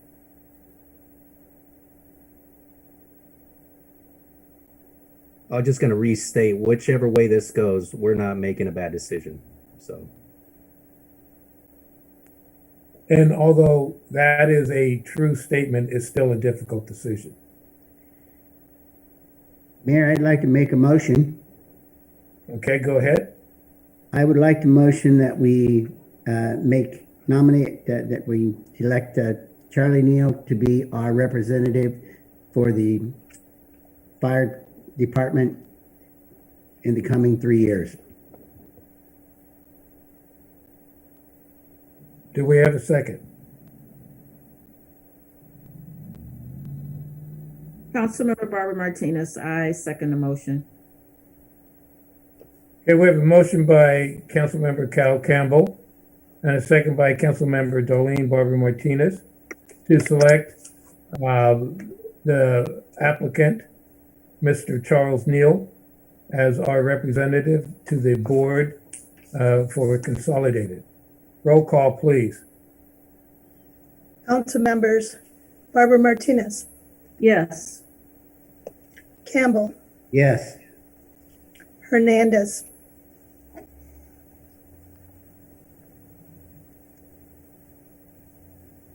Hernandez.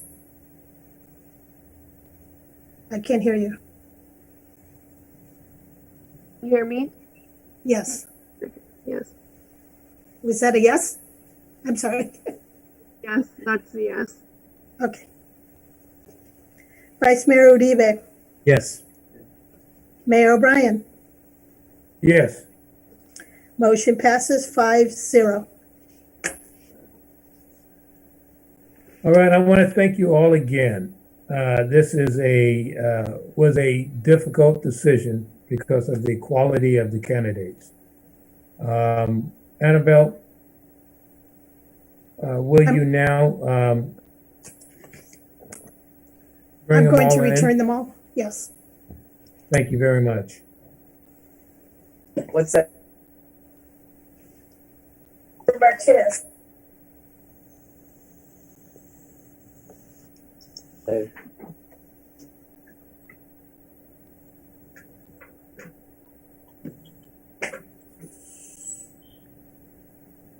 Okay. Okay, do we have everyone here?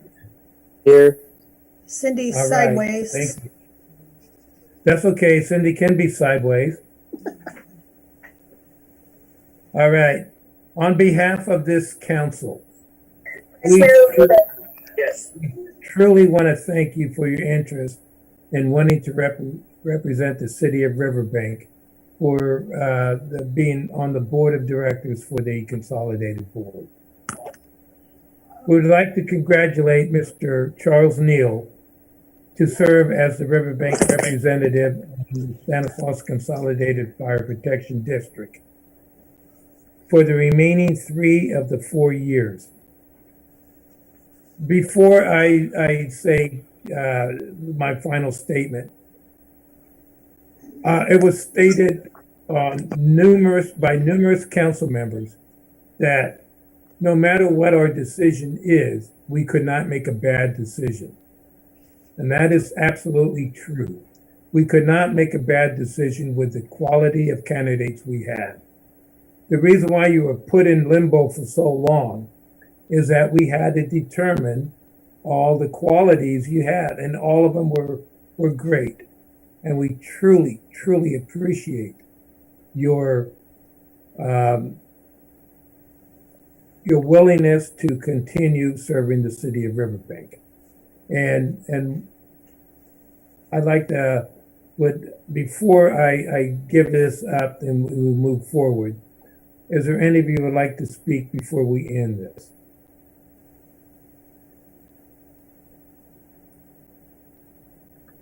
No? Mr. Neal, congratulations on behalf of the council. Again, we thank you. Annabelle, please let me know when you're ready to proceed. Okay, thank you, everyone. Just a moment here.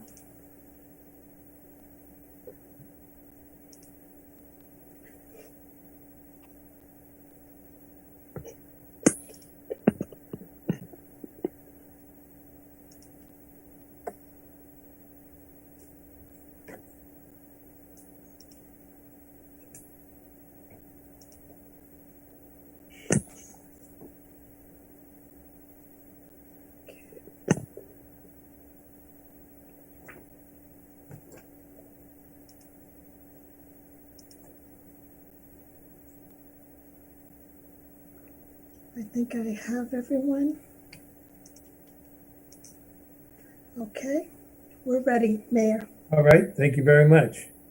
To continue item 6.1, we need now to adopt a resolution to approve the appointment of Mr. Charles Neal to the Stanislaus Consolidated Fire Protection District Board of Directors as the City of Riverbank representative for the remaining 3 years of a 4-year term. Do I have a motion? I will make a motion to the extent of what you just said, sir, that we, Vice Mayor Uribe here, I'll second it. Okay, we have a motion by Councilmember Campbell and a second by Vice Mayor Uribe to appoint Mr. Charles Neal to the Stanislaus Consolidated Fire Protection District Board of Directors. Roll call, please. Councilmembers Barbara Martinez, Yes. Campbell, yes? Hernandez, Yes. Vice Mayor Uribe, Yes. Mayor O'Brien. Yes. Motion passes 5-0. First off, I want to thank all the applicants, and please do not stop applying. You have great talents, and we need you. And to the council, thank you very much for your perseverance, your candor, and your decision. And to the staff, thank you for making this tough decision as optimal as possible. So we continue on to item 6.2, temporary transitional shelter housing concept.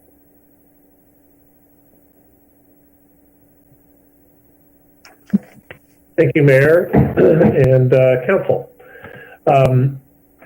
We have a couple of people on our attendees tab, yes, I think they may have been moved over to panelists. Brad Hahn and Dr. Jenny Boyer. Brad Hahn is an architect and has been very involved in homeless advocacy and trying to help find solutions regionally for many of the issues with regard to homelessness in Stanislaus County for many years. And most of you know Dr. Boyer or have met her at one point or another. She is the leader and I believe CEO of the Cambridge Academies, who run the Host House in Patterson and Naomi's House as well in Patterson. And is also very, very involved in regional homeless boards and activities. And so in a little bit, I think they probably both will have a little something to say about what I'm going to present this evening. But I'm going to preface all of this by stating that to council and to the community, and this is critically important that you understand, that these are conceptual ideas, and the reason that that I'm bringing this to you this evening is that there's a opportunity that will not always be available in the next couple months to go after some funding that is semi-related to the CARES Act, but specifically seeks to address homelessness throughout this crisis. And I think it might prove to be an opportunity for us to achieve some of the goals that council has had and had long discussed over the years, but have been non-feasible just because of funding concerns, with regard to providing a location for homeless individuals to receive services and shelter and ideally exit homelessness. So as I mentioned, the City of Riverbank has been an active participant, certainly over the last couple of years, with the Community Systems of Care Board, which I sit on, as well as the Stanislaus Homeless Alliance, which Vice Mayor Uribe has sat on for over 2 years. Both boards are similar in that they are dedicated to finding solutions and services for homeless populations within our county. And we've frequently sought funding for some type of transitional housing or shelter type project in Riverbank, as we are one, not the only, but one city in the county that has very limited services and no actual transitional projects for those populations. More recently, there has been quite a bit of discussion, and some of it has been led by Vice Mayor Uribe and Brad Hahn, regarding a concept of these satellite transitional housing shelter projects that could serve communities who do not have a dedicated homeless project within their area. And although we may have a slightly smaller homeless population than other cities of similar size here in Riverbank, we still do have a need for services and shelter for our population that does exist here. As I mentioned, we've been recently made aware of a number of different funding streams available to the county that can be used to address homelessness. And so we sort of sat down and thought about what we could put together in a conceptual manner to run through and have council consider. The idea here is not so much to focus on the nitty-gritty detail of location, although that is important, or exactly how each and every little detail would work. What I want the council to mainly consider is the concept of the project that we think we could put together and get funded here. And if that is something that the council is interested in, what I would suggest is you provide us direction to move forward, and then we can put some resources and time, staff time and effort into pursuing that funding, shoring up details, and bringing back a finalized project if we end up being funded. So I'm going to jump into the conceptual plan here, and then I'm going to, at the end of my comments, I'm going to put up some floor plan as well as some plot maps for some areas that we had kind of preliminary identified. But again, I would not focus so much on location, although that is important. There's a variety of options that we can discuss this evening. So as I mentioned, we've participated in a number of brainstorming sessions. A number of the members of our council and community have visited the Host House project in Riverbank, in Patterson, as well as a number of the other shelter projects throughout the Stanislaus County. One of the reasons why the Host House project is so successful is that it is not simply a place for homeless individuals to spend the night and get a shower, although they can do that. The concept is to blend the shelter provided with a service and a program that's designed to slowly but surely move them into self-sufficiency and ideally get them to their own permanent home or apartment. So, and they've been very successful. It's been written about a bunch in the Modesto Bee. It's received, awards. It's a keystone project here in the county. Our concept was that the funding that we're receiving is really related to COVID, and so there is a limited period of time that it will fund a project. It's not designed to solve your homeless problem in perpetuity. It's designed to provide immediate assistance while we're in this crisis, and I think that the concept wasn't just related to the actual disease of COVID-19, but all of the other effects that COVID-19 has caused, job loss of income, mental health issues, drug issues, etc. And so, as I go through these concepts, keep in mind that the idea, at least initially, would be to view this as a project that is temporary in nature. And at the end of the period of funding that we would request, the council could discuss how to continue the project along with other funding mechanisms, whether it's needed any longer, whether it should be in another location, et cetera, but it does give us the opportunity to move forward with something that we haven't been able to in the past. So the idea has been, the first thing we did was we thought our problem has always been that the city does not own and hold lots of real estate that's not in specific use. So most of the property we own has specific use: parks, buildings, offices, sites for future, water wells, etc. We don't have just a lot of land that's sitting around doing nothing because there's really no value to the community to do so. That said, we do have we started off with just sort of a visioning process of, if we wanted to put something together in short order, what properties do we have available today? And we have 2 properties. The first parcel is located at the corner of 2nd and Sierra, and this parcel is used primarily to house public works materials, road bays, barricades, other building materials, kind of a storage area really. And we received it many years ago from PG&E.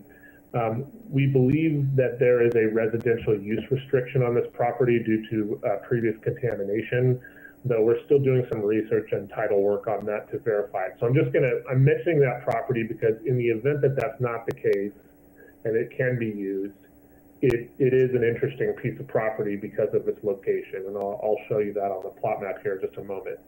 The second property is the city-owned parking lot at the corner of 3rd and Stanislaus. This is right across from, it's right behind the old Bordona Bank building and across from the Riverbank Cannabis Collective. It's a city parking lot. I would say that it gets used sporadically by staff. Sometimes I think if we have, a large event downtown, it may fill up.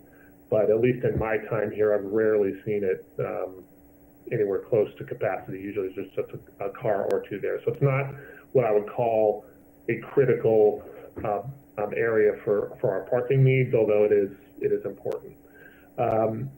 So obviously there's some advantages to the site in the sense that it is already improved. We have curb gutter and sidewalk around it. My understanding is that there's water and sewer services in the general vicinity. And so if we were going to do some type of temporary type structure, whether that be modular or container or whatever, it could work from just a timing perspective. As I mentioned, Brad Hahn, who's a licensed architect, for free, put together just a generalized idea. If we wanted to put together something that could be a transitional project, what might it look like? And so, if you give me just one moment, well, actually, I'll go through the floor plan here in just a moment with you. Before I get to that, I wanted to just talk about the zoning implications of the Stanislaus and 3rd Street, since that was the most kind of shovel-ready property. I had Donna Kenny, our planning director, look into this, and because one of the things I wanted to know was, how does this kind of connect with the downtown specific plan? Where does it fit in any of our zoning categories? And the property's zoned downtown core, and while the specific use is not listed in the downtown specific plan, based on Donna's review, there's a couple of categories within the zoning that we think that this comes very close to meeting, which would allow for general approval of a project if council wanted to move forward. Those uses are civic and cultural, quasi-public uses, including and similar to conference centers, teen centers, senior centers.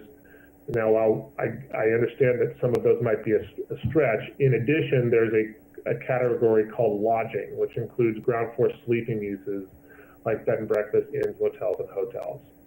So a temporary homeless center, which includes ground level or emergency transitional housing, could fit under that zoning, and we feel fairly comfortable about that analysis, which is under the specific plan as the planning director's interpretation is how that works. So we would obviously need to do some building and engineering work to make sure of the feasibility of it. From a zoning perspective, it appears to meet the specific plan. And then before I get to the pictures, I'm going to just talk real quickly about the financial impact. the concept here would be a facility that can hold, 5 to 6 bedrooms. It's possible that you have maybe 2 people to a bedroom. There's some details we'd have to work out about that. You'll see when I show you the floor plans, there are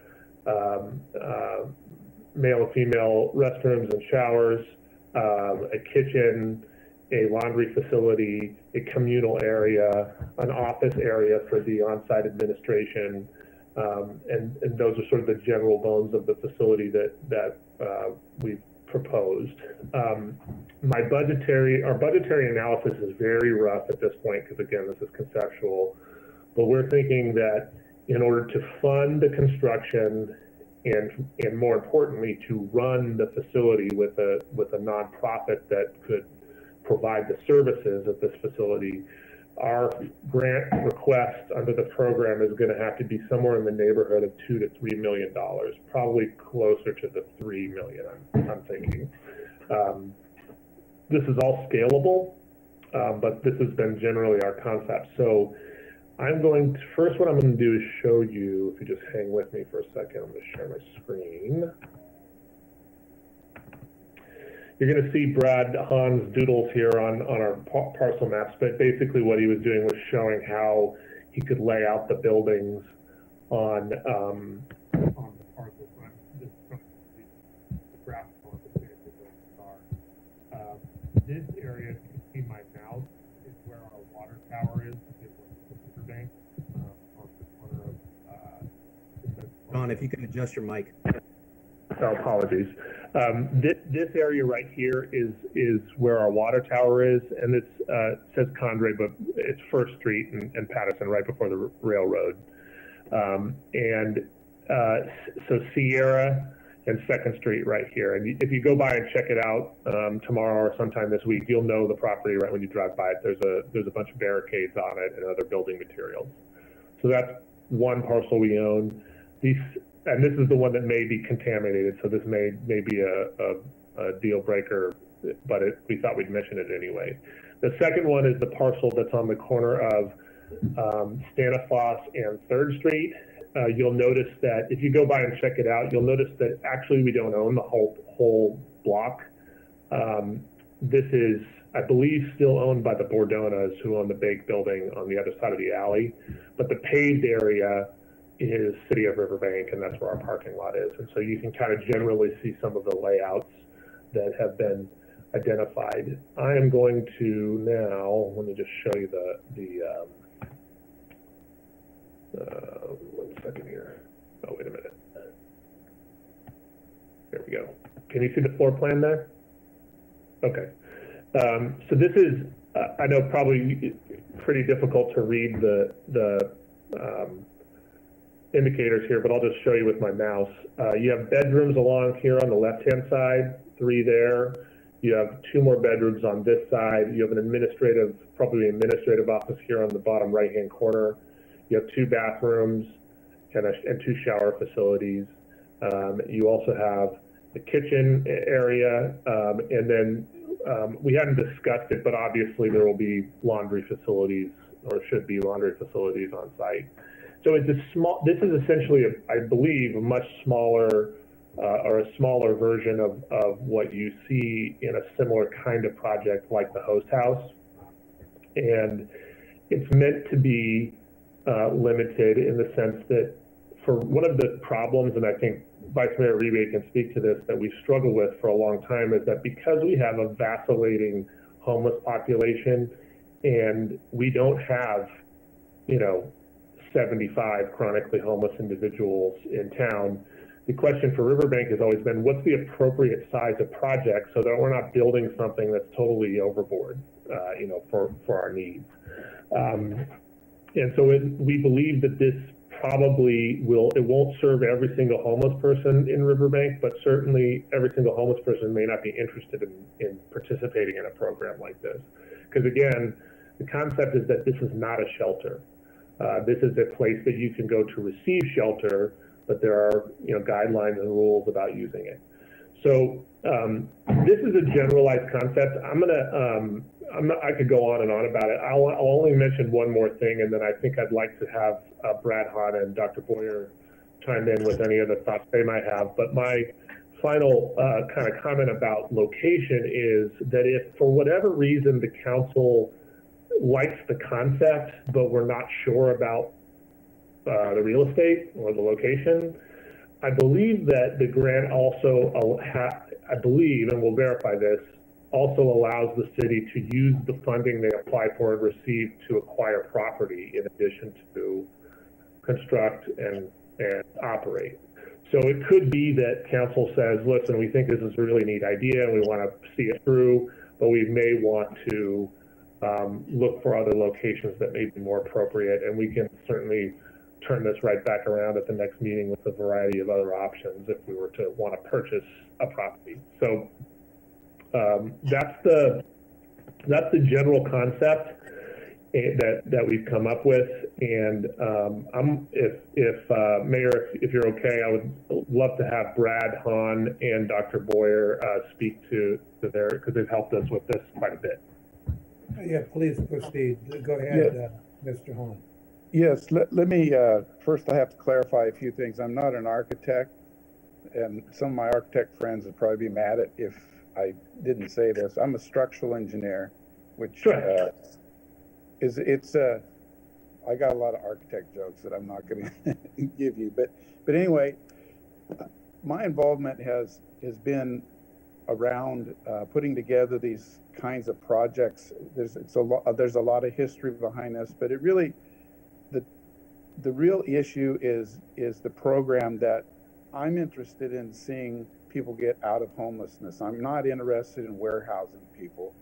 I'm an engineer. I do this because I want our community to be better. I live in Modesto, and of course, most of the focus has gone to Modesto because we've got most of the homeless population, and most of the money's gone there. Well, we have an opportunity now with this hub and satellite concept that we came up with 5-6 years ago to start doing this, which gives a city like Riverbank the opportunity now to become players in this whole issue with this.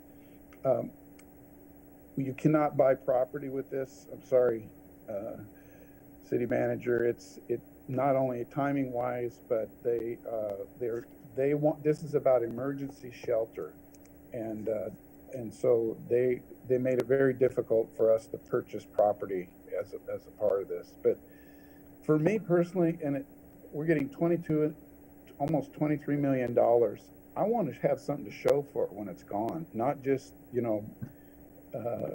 we provided all these services and we provided bunk beds for people, and then out 2.5 years, we got nothing to show for it. So I'm thinking we need to do somewhere between 5 and 10 of these satellite projects around the community, and I've gotten a lot of interest from other communities, Riverbank being probably the one on top of the list because they're the ones that have been thinking of, you guys have been thinking about it the longest. So it's also 2 of those floor plans makes one satellite to make it to the size where Dr. Boyer needs it to be for the economics to work. But the thing can be changed into transitional housing, can be changed into a drug rehab, it could be changed into whatever in the future. I know about shipping containers because I've done a lot of work with them in my business, and they're fast and quite economical, and they're deemed temporary by everyone, so that's why they fit. But I want to re-emphasize what Xiong said. This is a concept, and we need to be able to go to the next step to work out all the kinks and answer all the questions about responsibility for future funding, liability, and all those types of things. But the most important thing to me is that Riverbank gets what Riverbank wants, not what somebody else wants. This is your city, and we want to do everything we can do to help you fulfill what you desire, to help your citizens who happen to be homeless in your community. And I'm in this because of Jenny Boyer, because she's the one that's got the the program that I've watched people that I would have written off become productive citizens in our community, and the percentage of success is tremendous. So I don't want to take any more time on the nuts and bolts. I want her to talk about the program so you can see more of what this is all about. Okay, well, thank you. Good evening, all of you. And it is a pleasure for me to share what we do, because I completely support what Xiong said about homeless services and about what Brad said about warehousing. I'm not about that. I believe that we are successful because we look at the individuals and we want our shelter, because that's what's categorized as, to be an experience, to give them an experience of what it is to live in a home.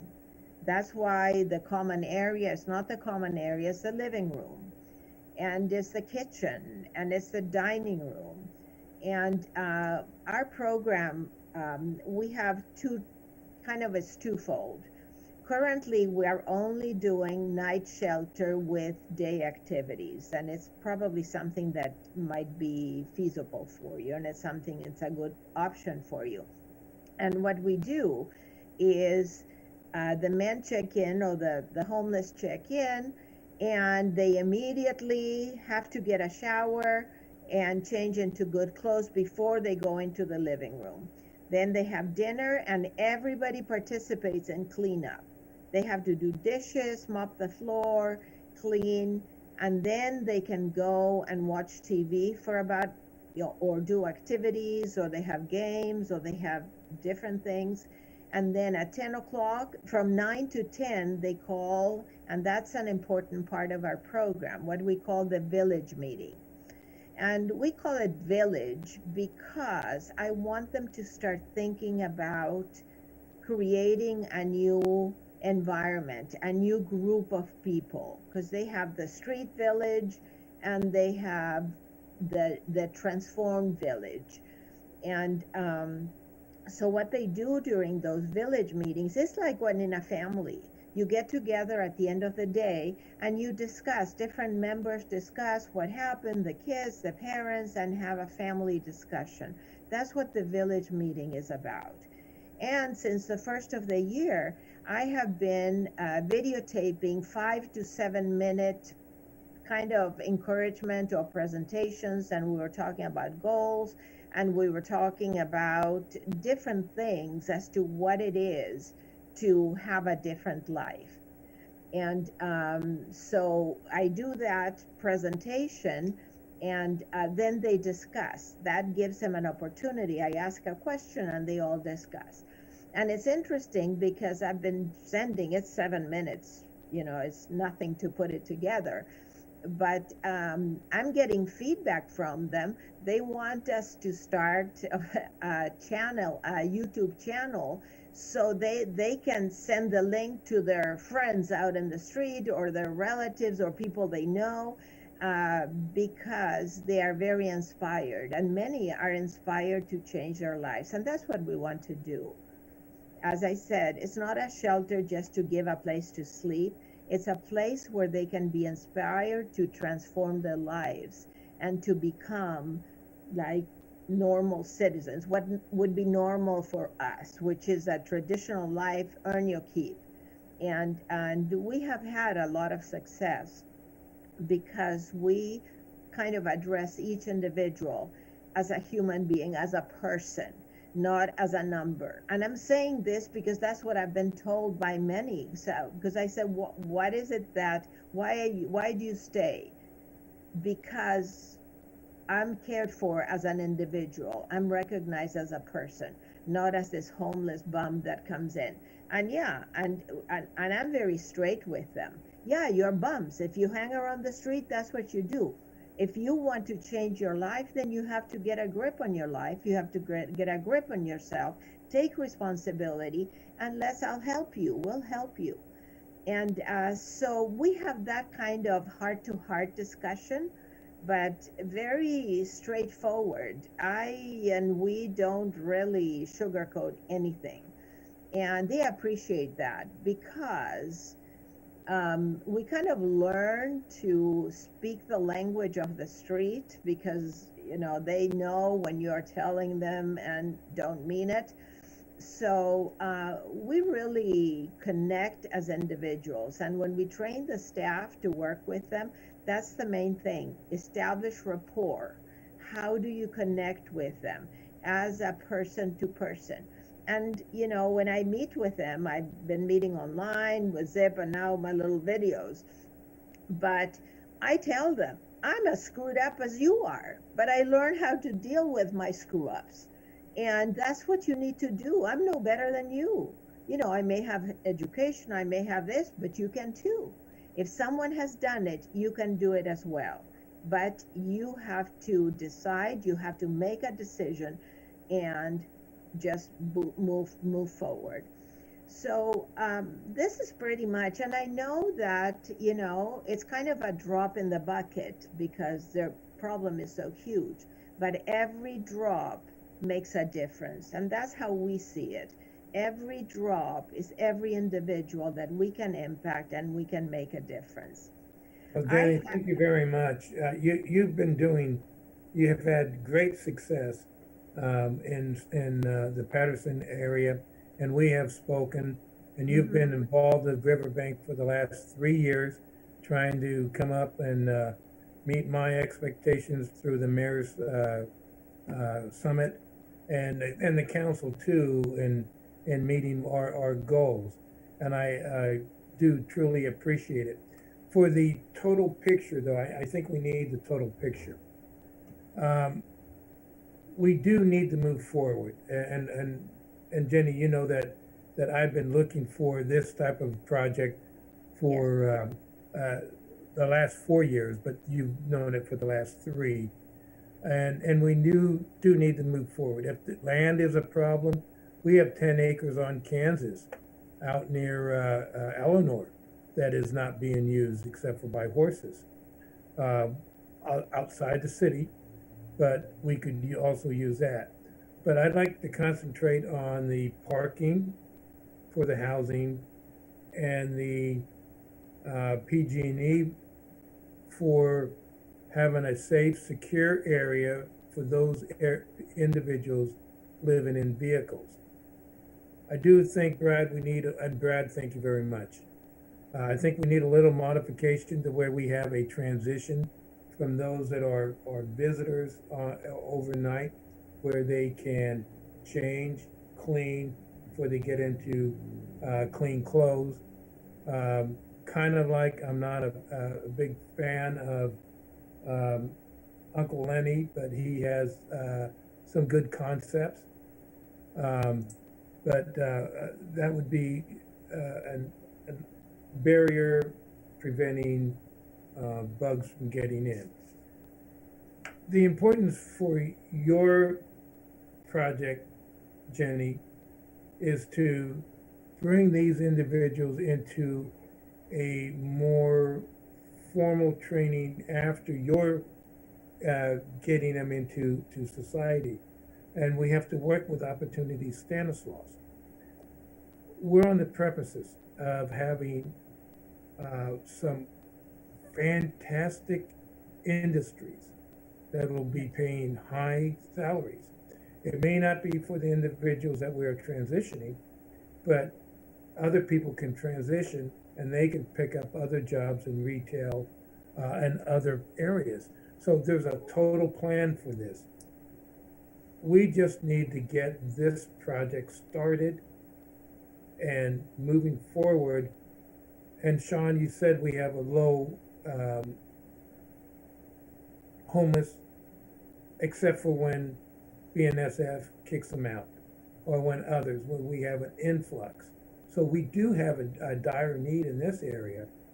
And as we move forward, and if this is successful, I'm not willing to take other homeless, but it could be the east side north project that can help Oakdale and some of the other areas.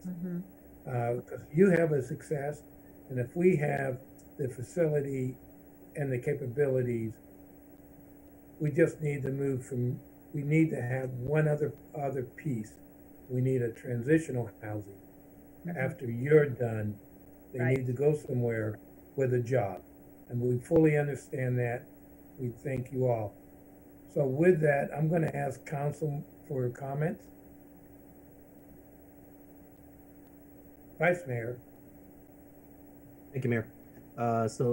Thank you, Brad. Thank you, Dr. Boyer, for attending here. Great presentation. I think the mayor's right. We have to move forward. We've been trying to acquire funds from the state, from every which way.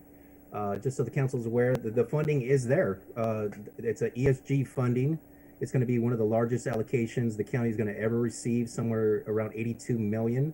So this is doable and it's achievable. First time I could actually, I feel confident in saying that. We do have the county outreach team. I'm so thankful that they're coming out once a month though. There has been some success stories. One received permanent supportive housing, and they are receiving those resources, but it's only once a month. So we have a chance here to do something long-term, something transformative. As far as the location, I'd like to keep our options open. I was under the impression that we could acquire property. That kind of burst my bubble. I'd love to mimic Host House, Patterson, what Patterson's doing with the Host House on a smaller scale. Something the mayor has been talking about, envisioned for years, and I really love what they're doing there. I love what you're doing there, Dr. Boyer. Brad, the floor plan that you've put together, I love it. I think Dr. Boyer's recommendations and we're just getting in the weeds here if it gets approved, but absolutely separating the living quarters and the kitchen as recommended by Dr. Boyer. I think we should absolutely do that. And then if the option for acquiring property is an option, I think we could even look at collaborating with the developers. I've spoken with one developer who has a property on Pocket Avenue. I think would make a great location, alternate location, just to kind of keep that as an option. And this network of satellite locations that Brad has been pushing for years, I think we should take care of our own people. So thank you.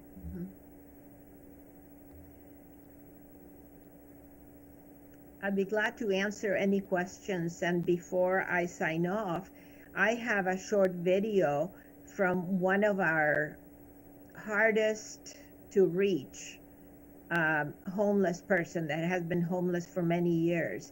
And one of the things that happens is that the first time it's too hard. So after a month or two, they leave, but then we take them back.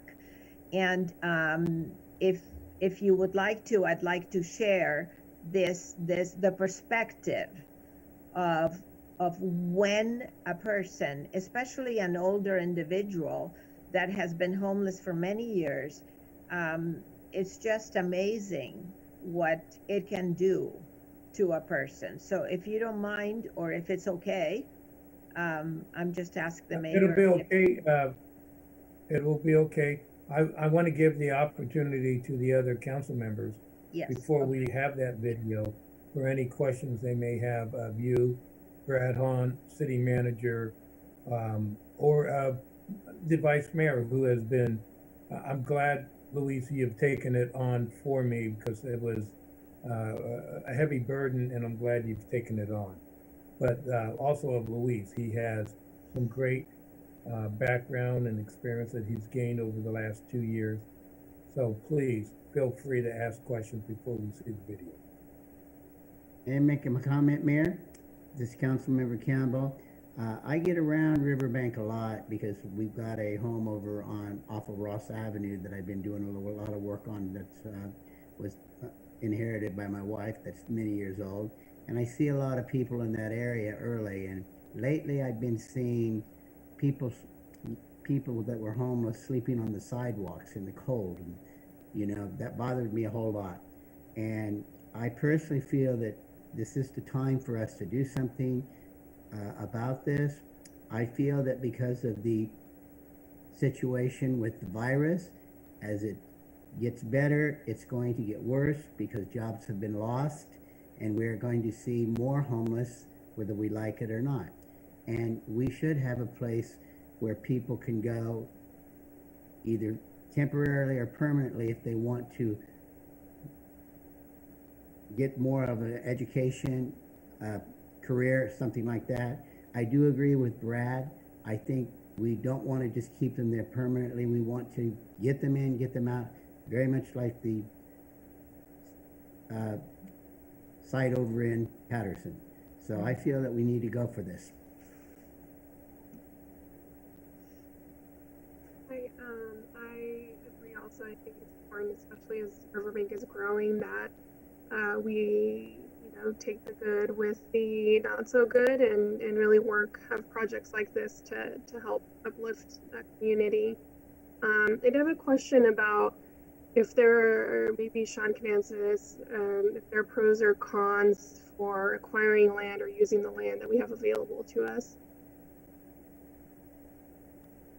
for this project. Sorry about that. I was frantically trying to unmute. I think that, it was, my understanding obviously was mistaken with regard to acquiring. I want to verify that because there may be other funding streams out there in the housing realm that might be in play here. We also was notified by Maricela, who runs our housing department, that we do have some consortium funds as well that can be used for acquisition. So I don't think that, to me, with regard to location, like it's simply just where there's a will, there's a way, and we can figure out a way to make it work. Because again, if it's just getting the property that's the issue, that's a solvable problem. What has not been a solvable problem for us in the past is how do we fund construction, and more importantly, how do we pay a professional nonprofit to run this facility. As Vice Mayor said, with the money that's available and out there and achievable, that 90% of the lift is taken care of on that end. Like I said, I don't think we need an absolute blessing on location. What I think we were seeking is maybe a blessing on concept, and then we will pursue funding and location and bring you a package when we get it. Right. Councilmember Barbara Martinez here. We have been talking about the homeless population, and we've been, for years, and we've been looking at options, and I'm glad that we have come to a conclusion, or will be coming to a conclusion tonight, that we want to do something, and there are some viable options for us. And it's going to take the collaboration of the city and also what Xiong was saying with developers to, even though we have people that will be into a transitional housing, we need to move them beyond that traditional housing. But it's going to take a collaboration for us to get to that point. So I think that us making the decision tonight that yes, we want something to be done now that we have some options, and I think we should go for it. And thank you both, Jenny and Brad, for being a part of this and believing in the city of Riverbank and knowing how much this means to us, and understand that we mean business, and we hope that we can count on you to help us to get to where we want to be. Thank you.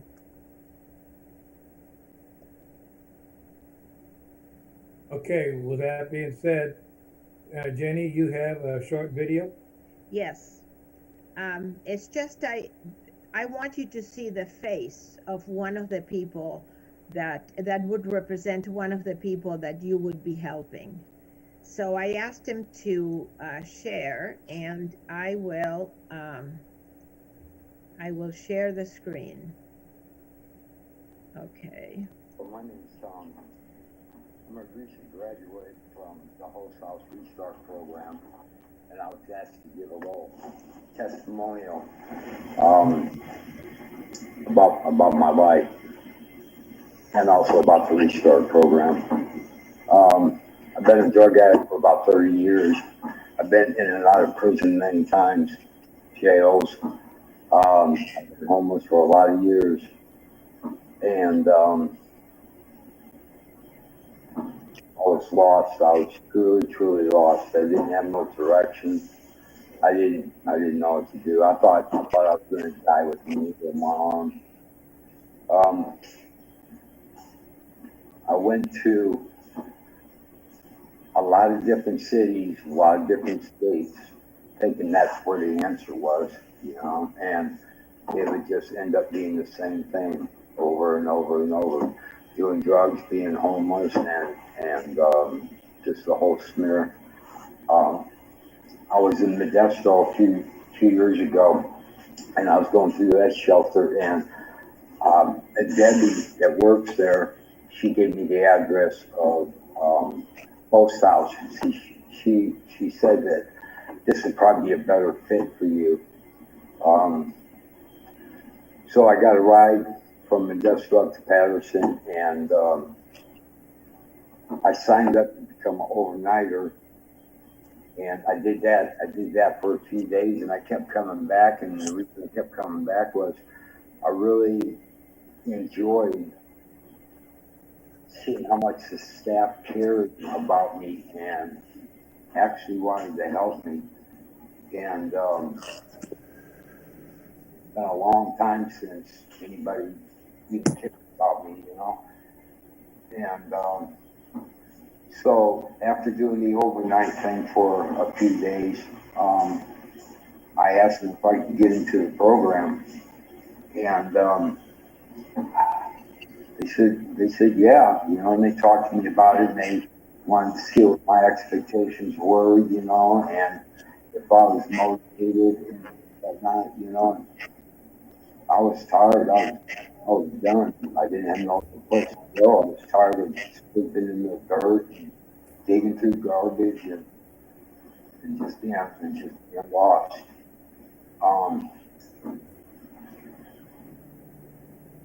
When I started going to the classes and things, they had direction and they had guidance, and it allowed me to make mistakes, and they would talk to me about how I would have to start changing my thinking, and that I deserve more, and because of the compassion and love that Dr. Boyer has, she went out of her way to show me that there is hope and that I do have a future, and I made a lot of mistakes in the program. I even left one time for a few months and ended up coming back, and they welcomed me with open arms. And in the classroom, they gave me direction. They have 7 decisions, and we over them one by one, and for a lot of years, I blamed a lot of people for me being homeless and a drug addict and an alcoholic and all these things, and the first decision is the buck stops here, meaning I got to stop blaming people, and I got to start being accountable for the things that I've done, and after being here, the second time, maybe a month or so, it started to sink in. I started to understand that I'm starting to get a little bit of sobriety. My mind's clearing a little bit. There's people here that actually care about me, and that maybe I am worth saving. And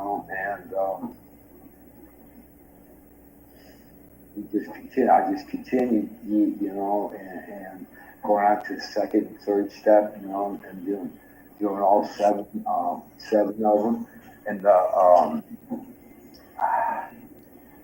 and my life started improving. I graduated the program in 2018. I got my truck driving license. I drove truck for a couple of years, you know, and with the foundation that I built here at the host house going through the restart program helped me to save money, to budget money, to set my priorities, what's important. And I bought me a pickup truck, and I bought me a fishing boat, and I got me a bank account, you know, and I pay taxes, I vote, you know, I'm doing what Dr. Boyer says, you know, and you know, there's no limit to what I can accomplish now. You know, I've been reunited with my family, which is fantastic because they didn't want anything to do with me because of the state of mind I was in. And now I got, because of the 7 decisions that were here at the Restart program, which is the foundation of my thinking and of my life now, you know, it just gets better and better every day, you know. I quit my job driving truck because of the loneliness and the isolation and whatnot, and I had the opportunity to get hired on here at the host house, you know, and I've been here for about a week or so on staff, and the joy that I get, you know, with the other guys, the homeless guys coming in here, hopeless and beat up and just lost, you know. I can sit down with them, I can talk to them, I can relate to where they're at right now, and I can share a little bit of my hope, you know, and I don't know, my life has changed so much, you know. I'm so grateful to Dr. Boyer and the Restart program and the opportunities that came my way, you know, and it was all because of this program, you know. Thank you for your time.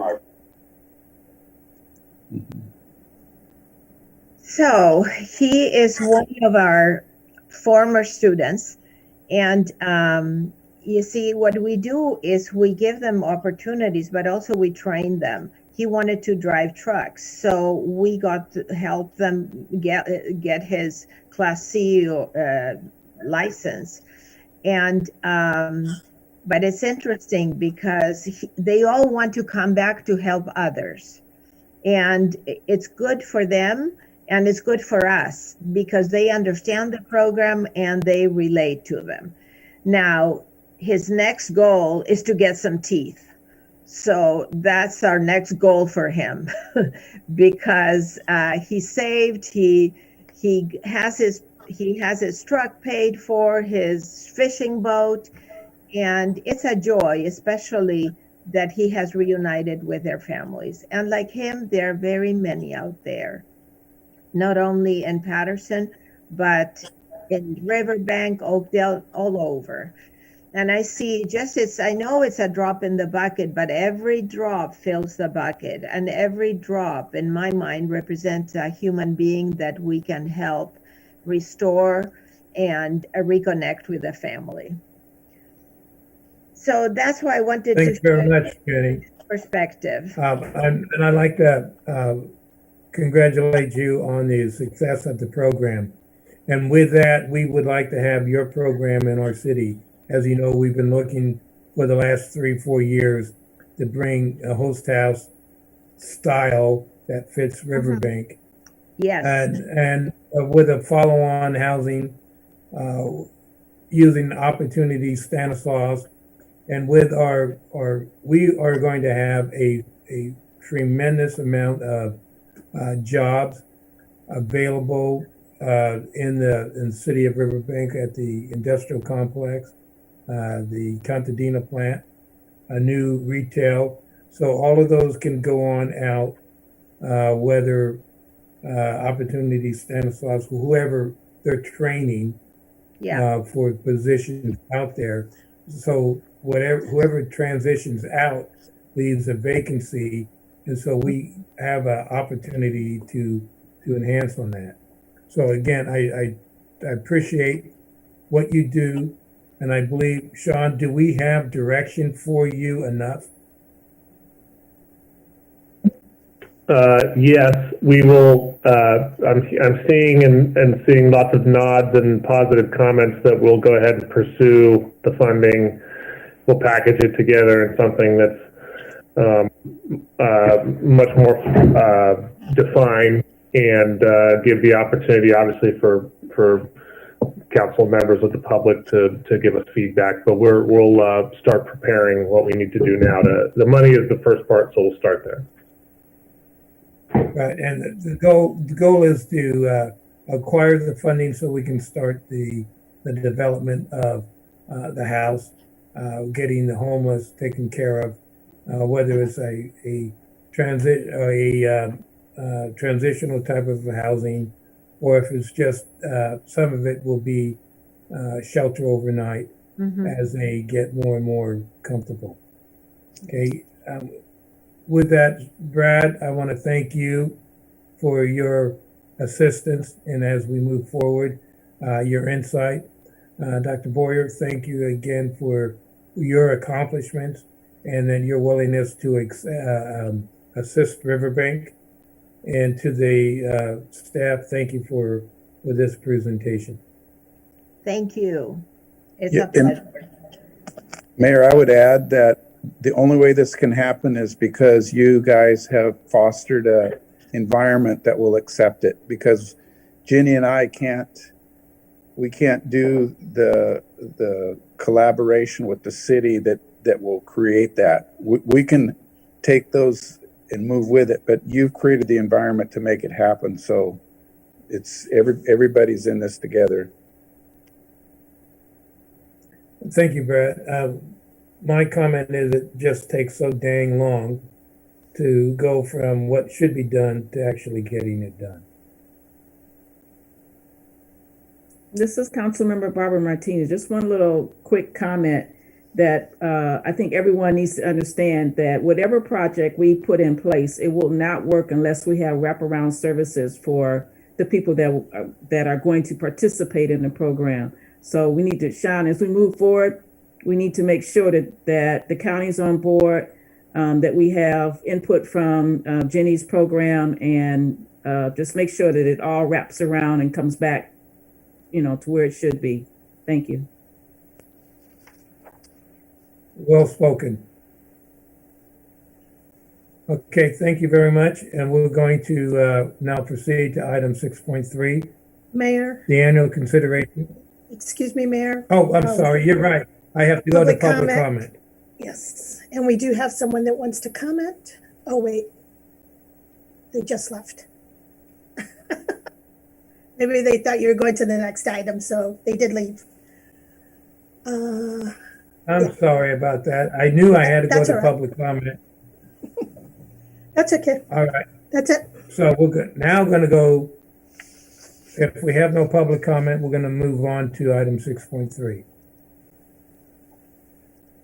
Item 6.3 is annual consideration of city council appointments to intergovernmental boards and committees and appointments to the internal city committees for the year 2021. Thank you, Mayor. Take it away. Thank you, Mayor. This is our normal yearly item where council discusses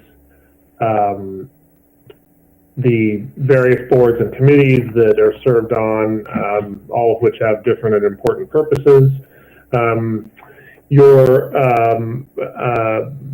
We have Annabelle's taken liberty of putting together basically the list. So I think in previous years, basically what the council has done is they've gone down the list and discussed who wants to come off or go on to new boards and what changes should be made and things like that.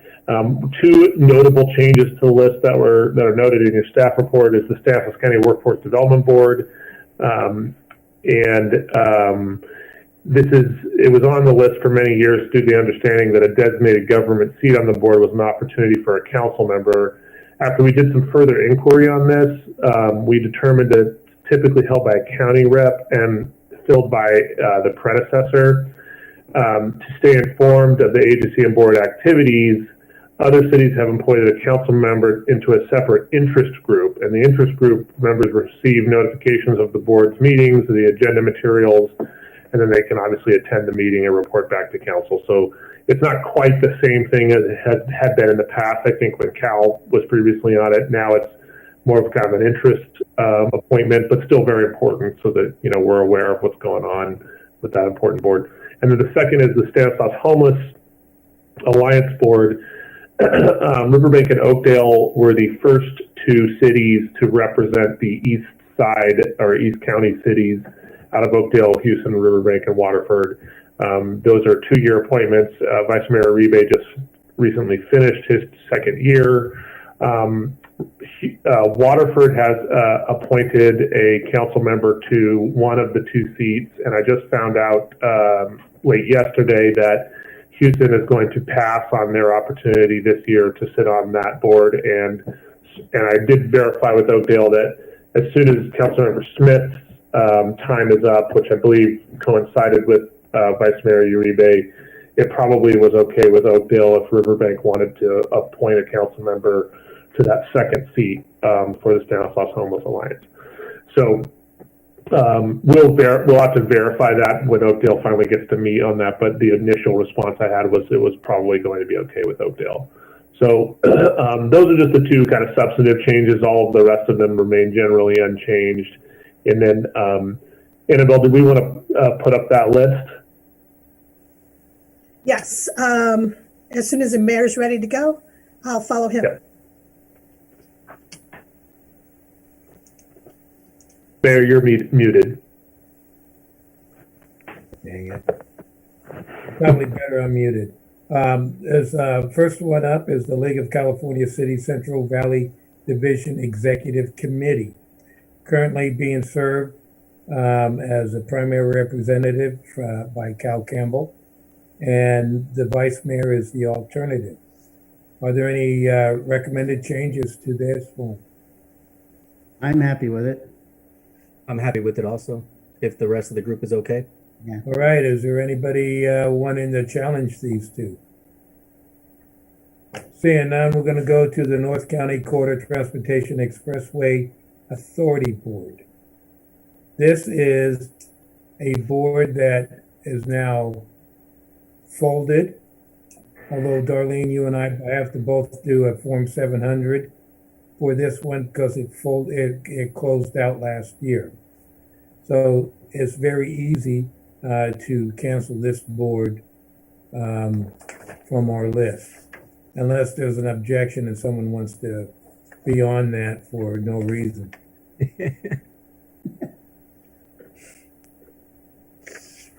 The next one is the San Joaquin Valley Air Pollution Control District Special City Selection Committee. This is Councilmember Darlene Barber Martinez, and the alternate is the Vice Mayor.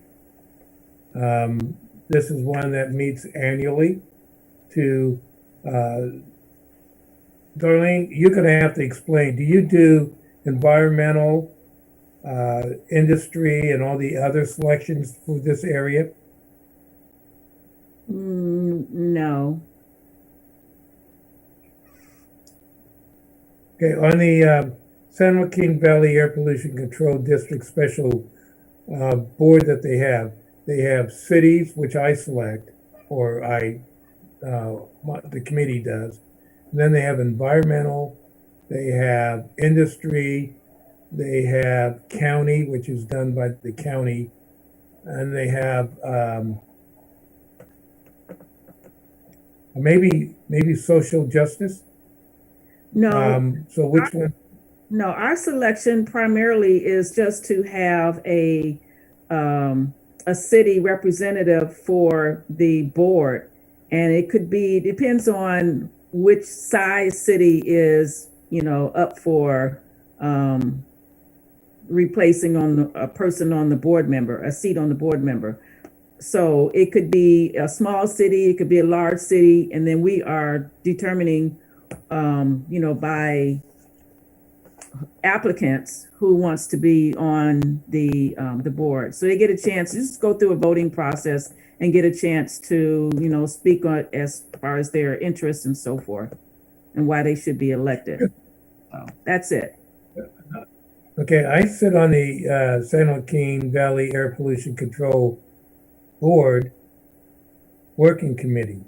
So for me to go, is this the step above what I do? I don't think it is. I think it's a step under. Because I'd like to get up on the actual air board. I really would. I have several reasons for that, but okay. But anyway, right now, Darlene, do you still want to participate in that? Yes, I will. And Vice Mayor? I don't mind either. Yeah. Okay. Are there any objections to that? No? Rachel, I know that there's not many opportunities for you, but we can give you some opportunities in the near future. Most of us like what we do, and the newcomers we're going to elbow out, but we'll get you something when it comes time, okay? That sounds good. And if there's the last few I had more interest in, so if anyone decides they want to change for alternate or even primary, I would love that. Okay. One of the things, though, I would like you to do, Rachel, is consider, and I don't know if we have that training coming on up for new council members. I am registered for League of Cities and some upcoming conferences. Is that this Thursday and Friday? What I know about is next week, the end of next week. Okay.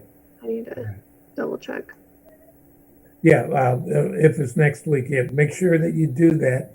It's a tremendous amount of training, and it'll give you the ability. Although you have a MPA, it'll give you some insights on how we do it locally. Okay, the StanCog Policy Board. I'm on the exec committee. I'm not going to give that up. Councilmember Campbell, are you happy where you are? I am. Okay. The Homeless Alliance Board. Luis. I'll obviously be stepping down. Okay. I've termed out, Mayor. All right. I know you have. Is there someone who would like to step up there, Rachel? Well, Darlene has expressed an interest in. Oh, have you? Okay, sorry. Yes. Anyone else? Okay, so we'll be nominating Councilmember Darlene Barbara Martinez. I didn't know that, Darlene. I would not have stepped on you. I'm sorry. Oh, that's okay. There's tomatoes you can throw at me. Yeah. Stanislaus, Office of Emergency Services Disaster Council.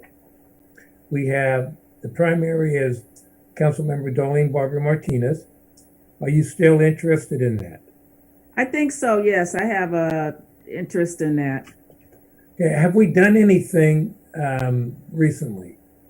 No, it was canceled. Their meetings have been canceled. Mayor and Councilmember Barbara Martinez, I think that if you see the note that Annabelle put in there, it says that our current appointed council member is in a 2-year term currently, and so that term will end at the end of this year. So you could just, if you wanted to, not touch this one, but know that someone else will have to take that term over next year. It says 2022. That's why. Oh, I'm sorry. It's over now. I'm sorry. It's a long meeting. Annabelle, say that again. It's over to now? Yeah, the term is over, so we need to appoint someone else for the next 2 years. That's But fine. it says appointed council member serves. Oh, 2-year okay. term. Okay, so you need a new one. Yes, That's please. fine. They don't like the old people. So, can we have the vice mayor go as the primary then?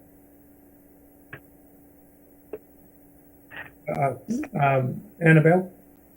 Yes. I mean, Okay. it's up to you. Can we, Whoever wants to take the primary. reappoint? Can we reappoint Darlene? It's not a term limit, is it? As the alternate? No, as a primary. Well, it's a 2-year term. I don't know if they do that because they want new members to be coming in. Okay, That's well, why you usually put a term in. hey, I can step down, and Rachel, would you, not to take over, step on your toes, Mayor, but Rachel, would you like to be the alternate, and Vice Mayor, would you like to be the primary? I'm good either way. Councilmember Hernandez, would you like to be the primary? Yeah, that'd be great. I appreciate you offering that.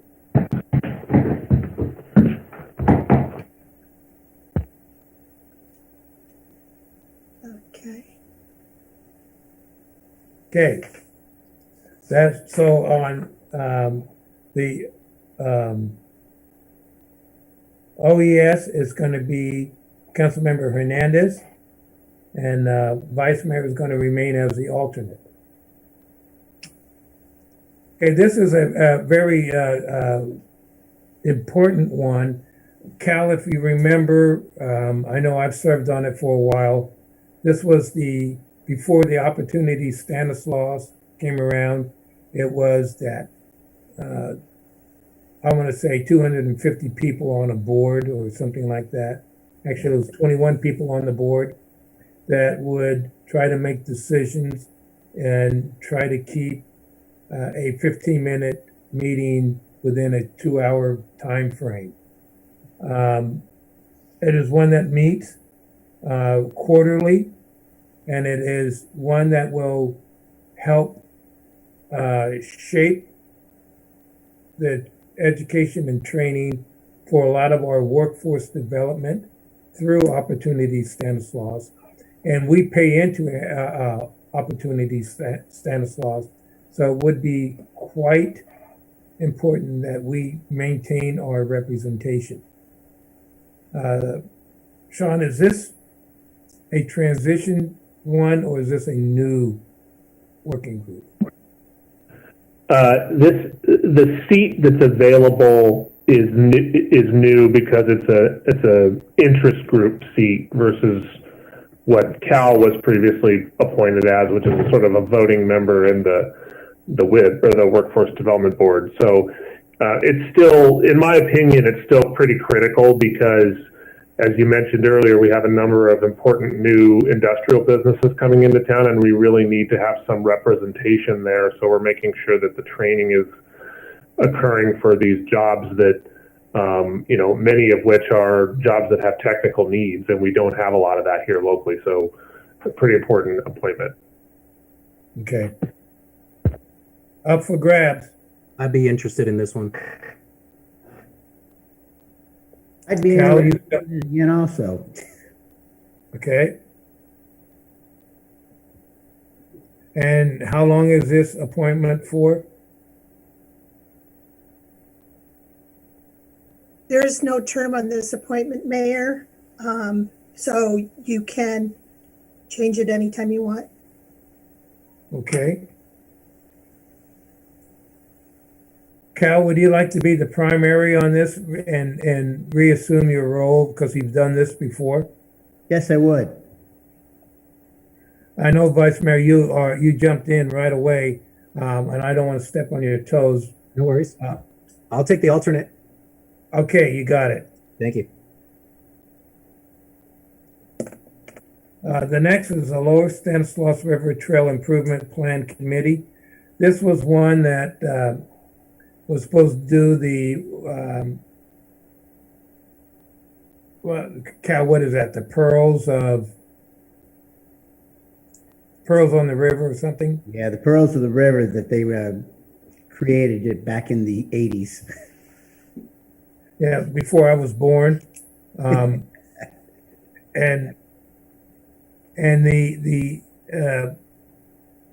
we had great interest in it at one time, and it seemed like there was a lot of lip service along that river. So it kind of slid. There's no representative right now, but just in case something happens, we just need somebody to step up. Cal, would you be willing to step up if something happens? I still hope something will happen from it sometime. I do too, because what that's designed is from what is it, the New Malones Dam all the way down to the Delta. There are like 7 or 8 pearls that they wanted to develop.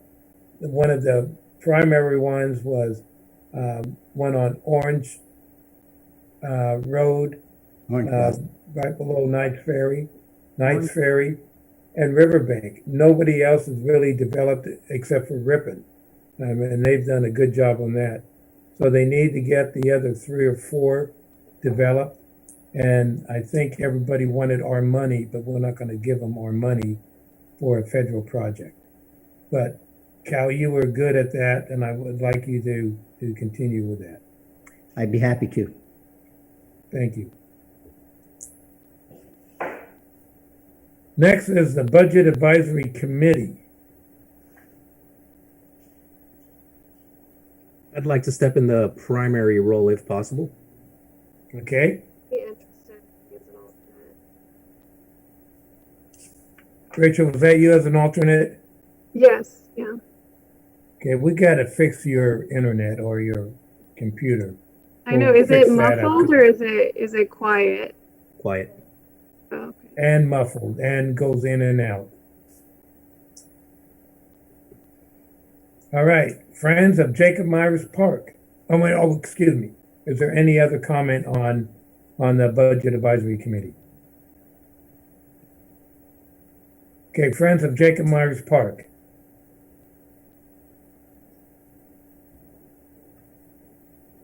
Cal, are you still interested?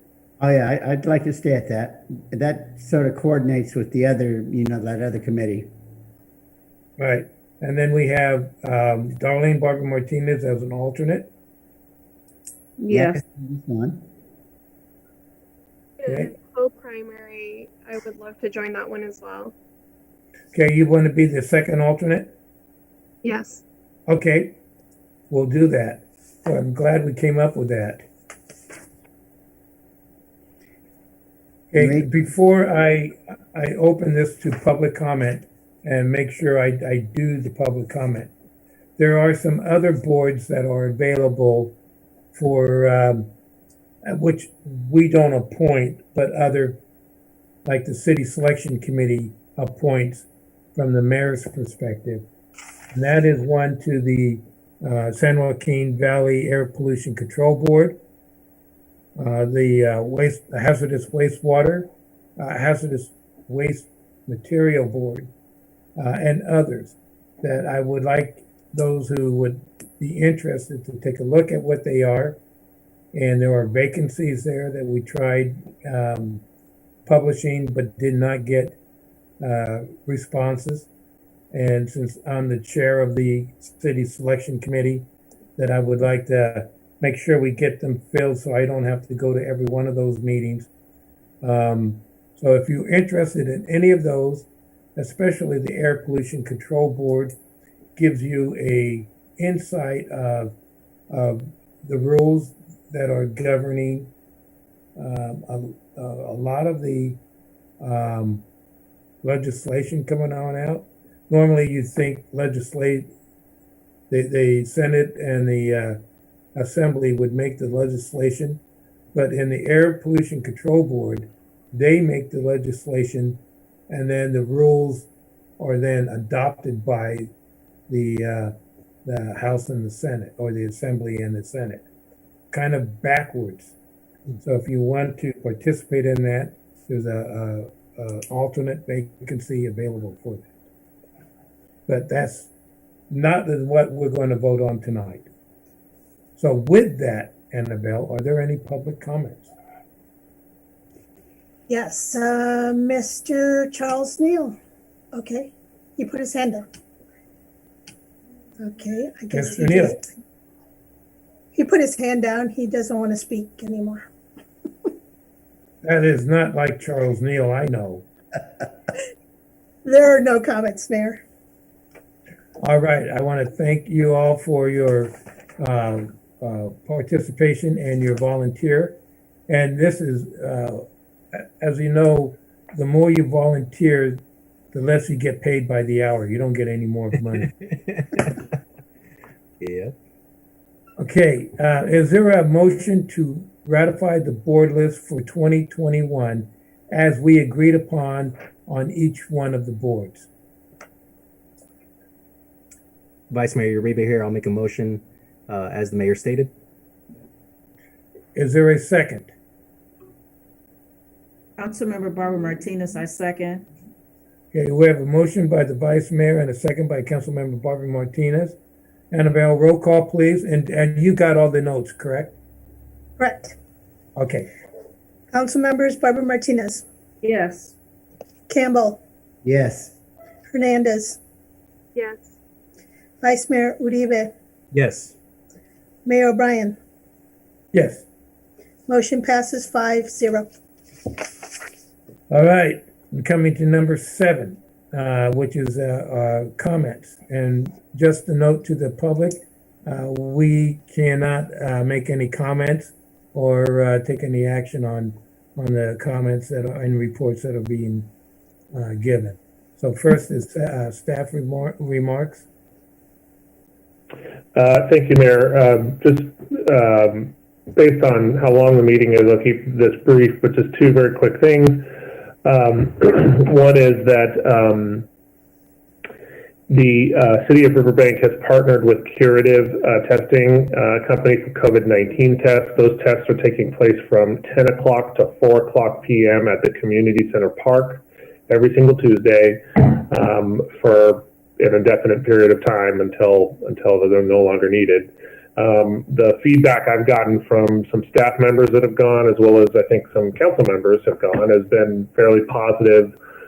We had over 220 folks tested last Tuesday, and I understand it was fairly busy there again today. So there's a real need in the community. We're working out some kinks with regard to the location, but I think once we get all of that worked out, it'll be a good service for the community. There is some media reports with regard to Curative and some discussion with regard to false positives and false negatives. They still are an approved testing vendor on the California's Department of Health website, and so therefore for now they're going to remain here in town. I would just encourage you to look into those if you're going to get tested, just so you're educated about those types of results that come up sometimes.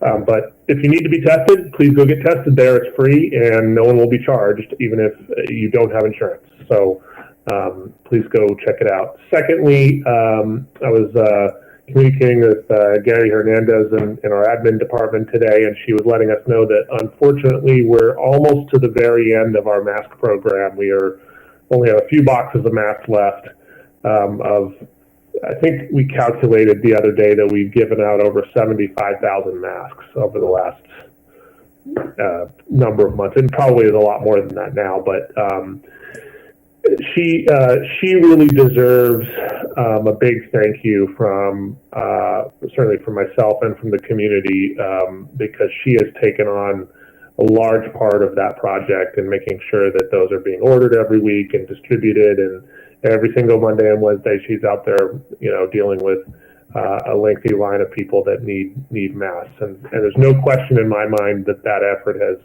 helped slow some of the spread in Riverbank. So big thank you to her. And finally, on behalf of staff, we have lowered our flags in Riverbank this week to half-mast in honor of the, I believe, 2 Capitol Police officers who were tragically murdered last week. And so if you see the flags down, that's the reason why. And that's all I have this evening. Thank you very much, Mayor. Thank you. And I want to apologize. I did mean to have a moment of silence for the 2 Capitol Police officers who were tragically murdered during the January 6th event at the Capitol. With that, we go to council remarks and Councilmember Hernandez. I appreciate the city of Riverbank doing that for the officers that were murdered.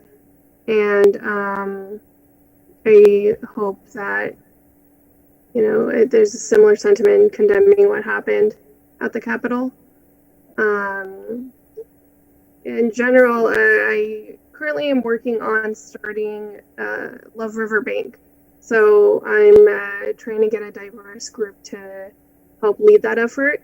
And I hope to get some updates for you in the coming months and seeing how, of course, it's going to look different now with COVID being here.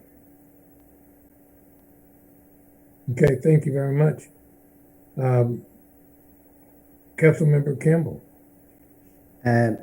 I'm going to build on what Xiong said. I went down today and I got tested for COVID virus the first time, not because I'm feeling sick or anything, but I wanted to see how the facility was working, and it worked out very well. I was only there about 5 or 6 minutes because I pre-registered and made an appointment.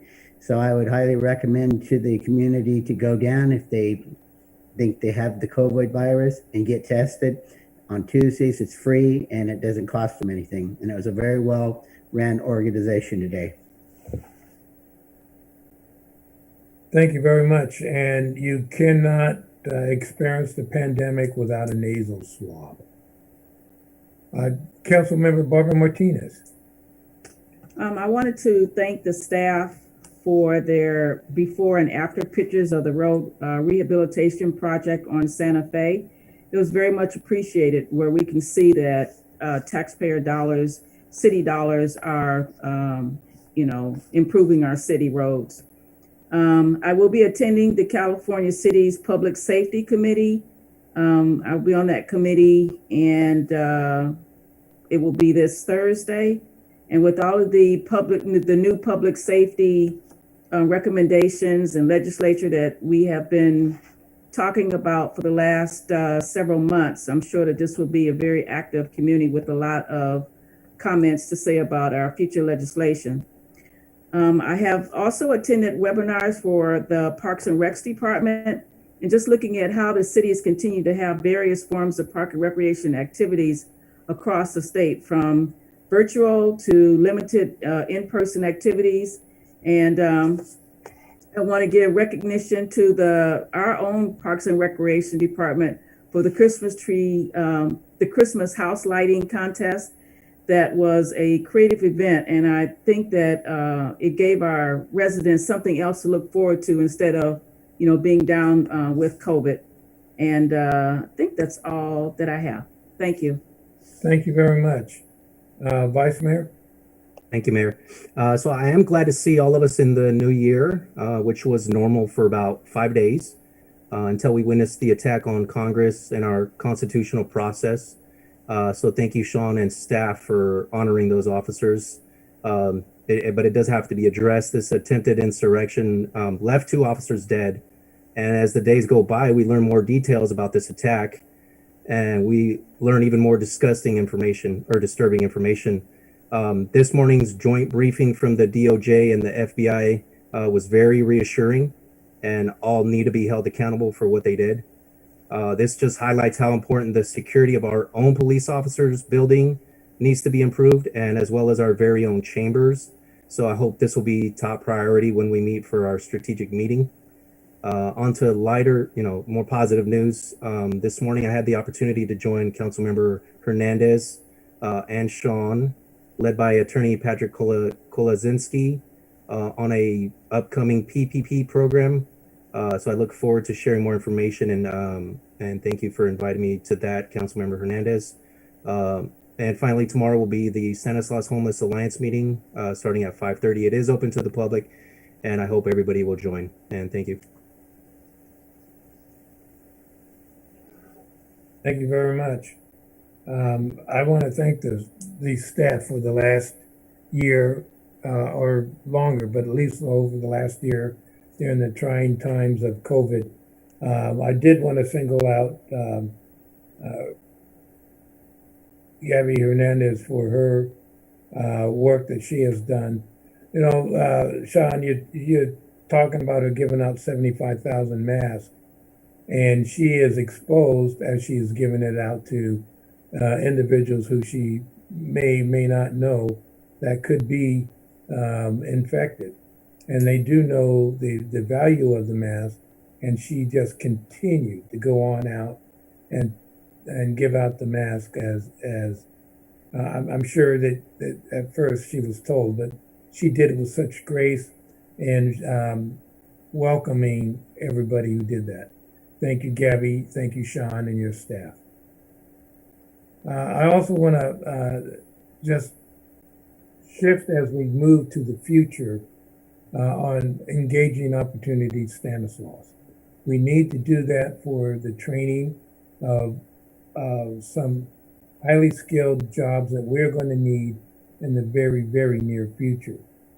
We have hundreds of jobs coming on in almost within 90 days at the industrial complex.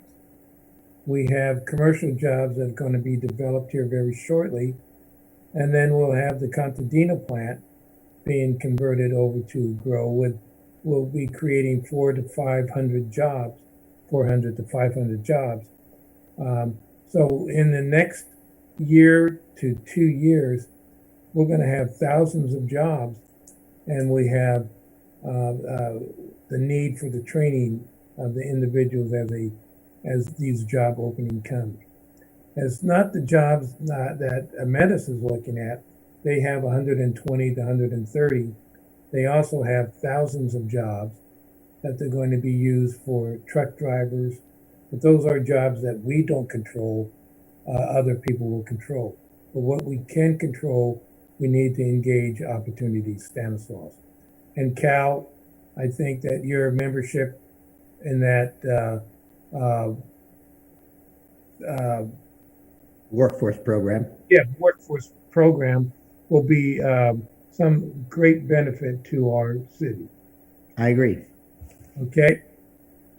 All right. With that, we're going to go into closed session. At this time, the public will have a maximum of 3 minutes to comment on any item that we're going to discuss in closed session. The first and the only item is 8.1, conference with real property negotiator pursuant to Government Code Section 54956.8, property APN 062-031-005 through 007, agency negotiator Sean Scully, city manager, property negotiator Ametis Inc., under negotiation price, term of payment, or both. Annabelle, are there any public comments? Mayor, I have Charles Neal who wishes to speak. Let me see here. Mr. Neal. Hello, Mr. Neal. Yes.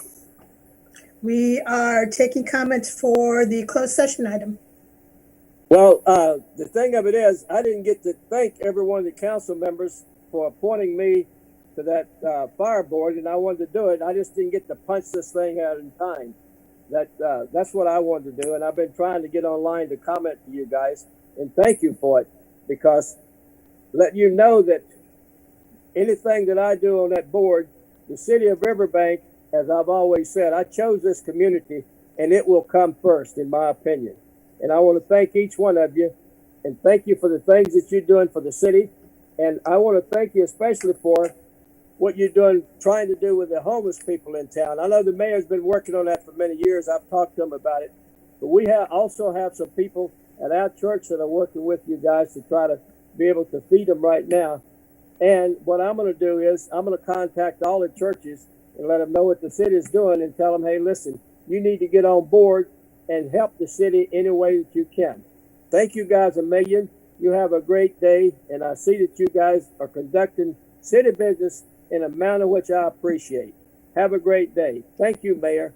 Good night.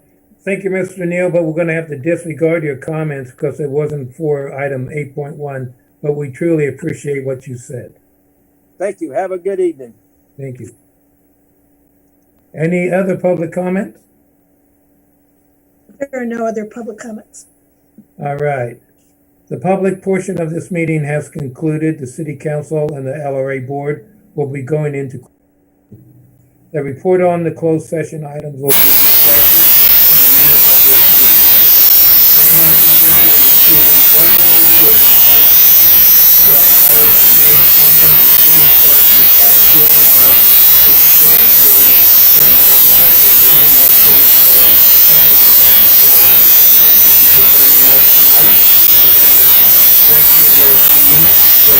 meeting is adjourned at